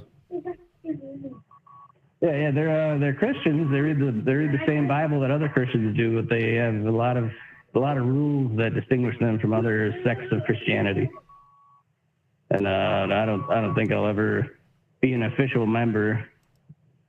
They're a little culty. You're not an official member? You're just a casual Jehovah's Witness? I'm a Bible student. I study the Bible with them. But I think they're right about all the teachings in the Bible, like all the high holidays of the Christians they're actually pagan inspired. So that is not pleasing to God, and we shouldn't celebrate birthdays. That's a big one. The Trinity is pagan inspired. That upsets a lot of Christians when you talk about the Trinity like that. Well, explain the birthday one to me, because I also hate birthdays, but I'm not a Jehovah's Witness. I don't know any of the stuff there. Tell me what that doctrine is. So what's interesting is all of their teachings they use scripture to back it up. So they say, well, the only time birthdays are mentioned in the Bible is some king is having a birthday party and some loyal servants of God gets beheaded at it. Like John the Baptist, he was beheaded at some king's birthday party. There's two other birthdays in the Bible, and it's always some king throwing a big bash, and some loyal servants of God gets his head chopped off. So they conclude that one should not celebrate birthdays at all. Uh-huh. You agree with that? That? I have children. I have young children, and I celebrate their birthdays because I want them to be quote unquote normal. But I don't do anything for my birthday. Yeah. But so is that? I'm a weird fence sitter on this situation. So I think they're right about the Bible. I think they have the truth about the Bible. But I'm not committing. I'm not committing to it. So what a weird fence sitter I am. That is weird. I mean, if you believe it, why not? Go with it. Because I'd never shun my family for not believing the same things that I believe in. I see. I stick to my family. They're as important to me as my relationship with the Most High. Is that something? Did you feel more impassioned about these religious points of views before you had a family, and having a family made you mellow out, or what would be your? How would you describe that? I wasn't raised.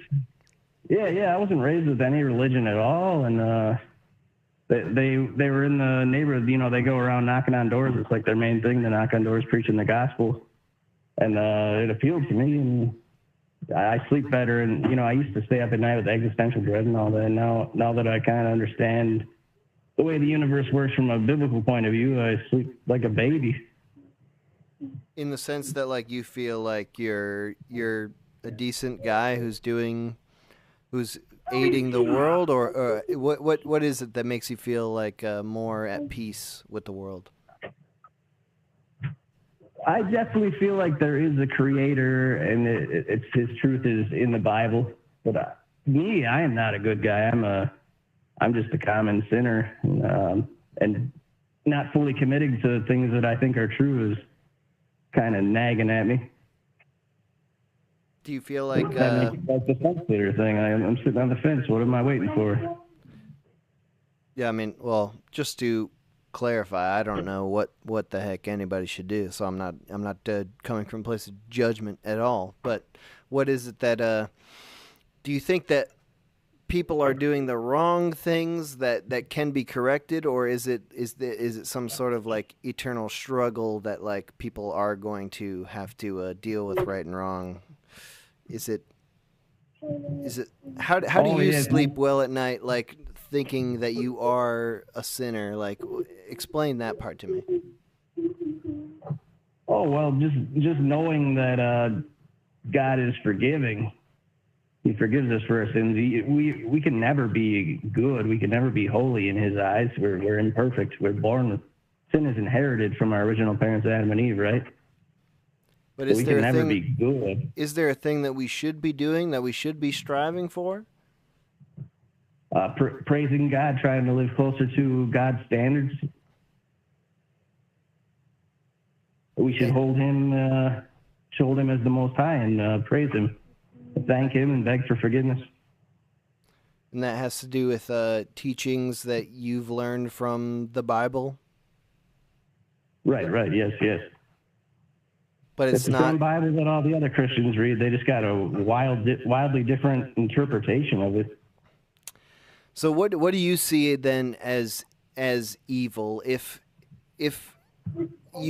you are a fallible human being who is going to sin, what would you see as something that is like intentionally evil, or like living the wrong way? How do you think of that, like with other people? Intentionally going along with Satan's world. This whole world belongs to Satan. We know that from the third temptation of Christ. After he was baptized, the devil came to him and tempted him. And the devil showed him all the kingdoms of the world, said this all could be yours. So we can intuit then that the whole world is under Satan's control. Like society, how society tells us to be. Right. That's all designed by Satan to turn us away from God. So what do you do then personally to remove yourself from that situation? Because you have to live in society, obviously, and so what's your antidote for that? A man must provide for his family. A man must try and remain politically neutral, because then you're taking sides with Satan, whether you're left or right, or what a communist or anarcho-capital, whatever. You're taking Satan's side when you're a political activist. So you got to take care of your family, and you got to preach the word of God to people, tell people about Jehovah. But so you wouldn't personally believe in, like, well, so you're talking about preaching the word of God, but would you personally, like, condemn others who are not living that? Or how does it work with you've got the whole world against you, it sounds like. And so how do you talk to the world? How do you interact with the world in a way that isn't just making you the antagonist or them the antagonist? Like, you have to set a good, loving example by being a good provider for your family, being kind and compassionate, and what's the word that they say? Meek. You have to be meek. Yeah. All right, and you feel like you're doing that? Not really. That is meek. Well, yeah, I'm not out there preaching the gospel to people. I should be out there. Is that something you feel like it's something you're not doing? Like, is it, do you feel guilty about not going door to door and talking to people about it? No, I don't live up to the standards of Jehovah's Witnesses yet, so I feel like I'm kind of justified in my description of them being cultish, because they won't let me go door to door until I'm up to their standards, you know. And they don't associate with anybody outside of the JW, so they're very culty. I'd call them culty. I don't know if they are a cult, but the idea behind that. Mm-hmm. The idea behind it is to protect the good Christians from negative influences, because they say not the iron sharpens iron thing, which I heard in chat earlier. They say bad associations spoil useful habits. That's from Proverbs or something. All their teachings, they'll quote a Bible verse, say why they believe in that. It's very interesting. When it comes to your children, they're probably young right now, right? Yeah, I got 9-year-old twin boys. They're here playing Roblox. Yeah, I can hear them a little bit. And so, if they were, if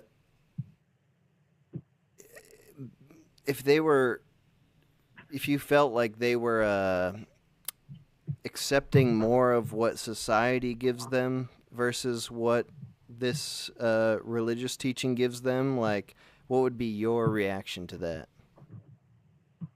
I want them to have a happy life. I don't care if they become religious or not. They go to a Lutheran school. Their mother's side of the family pays for that. So I can't really push my beliefs on them too heavily. They probably have problems with their school if I do. Mm-hmm. Talking about the Trinity and all. The Lutherans love their Trinity. Yeah. I don't want to get them in trouble at school. I make them read the Bible with me and read Bible stories. Yeah. But they don't seem particularly averse to that. Yeah. So it's not like in your mind like something that's like a specific doctrine of control, like making someone believe what you believe. It's a little more freeform than that. Well, once you're in, imagine your whole world is just people inside the institution, and imagine you do something against that, and now nobody's talking to you anymore. You're completely isolated, completely ostracized. That's a cult tactics. That's like textbook cult tactics, the shunning that they do. They make you shun your own family members. They won't talk to you. But is there a point there of like it could go either way, where it's like if your child is not adhering to your beliefs, that's one thing that could lead to shunning. But if your child is going to reject society, then society will shun them as well. Well, you don't reject society when you become a Jehovah's Witness Christian. No. You still live in society, but like the associations you choose, the entertainment you choose, it's got to all be within the JW institution. But there's something there about like it being outside the norm.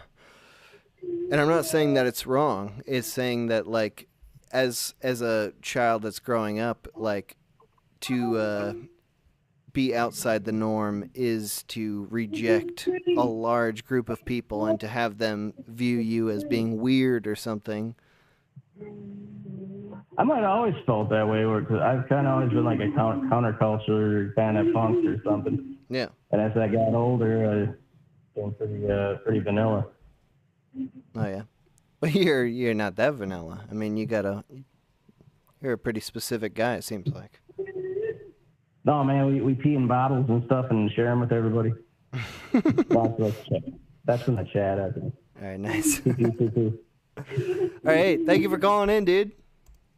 Lightning round. Adios. Yeah. All right, good hearing from you. Bye. Bye. All right. I think that's going to be it. That was the call-in show today. We did, that was a solid 3 hours.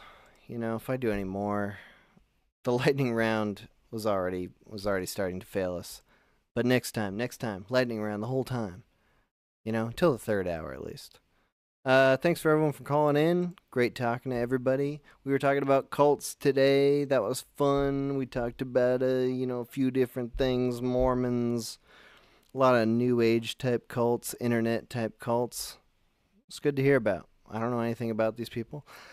The music from the stream has all been from Bold Saber. which is Drew Langlois. Drew Langlois does all the popular animations on this channel. The Shoobity Bop, Something Terribly Offensive, That's a Nice Grill, Don't Ever Look at Me. That's all Drew Langlois. He's a very talented artist, animator. He's got his own YouTube channel, but this music that we've been listening to all in this stream has all been from Drew Langlois under his music name Bold Saber. We're going to listen to one last song, an old classic of Drew Langlois, and then we will be calling it quits. Thanks everyone for calling in tonight. Good talking to you. We'll be back in a week or so talking about something else. All right, have a good night. It ain't carrots, it ain't peas, it ain't the kippers in the salted grease. You just opened up a great big can of whoop ass. It ain't condensed milk or soup, it ain't the peaches in the syrup goop. You just opened up a great big can of whoop ass. Oh my dear, it's very clear that you did something wrong. So it's time to pay for your crime with punishment and this song. It ain't gravy or clams, it ain't the salmon or the processed hams. You just opened up a great big can of whoop ass. You just opened up a great big can of whoop ass.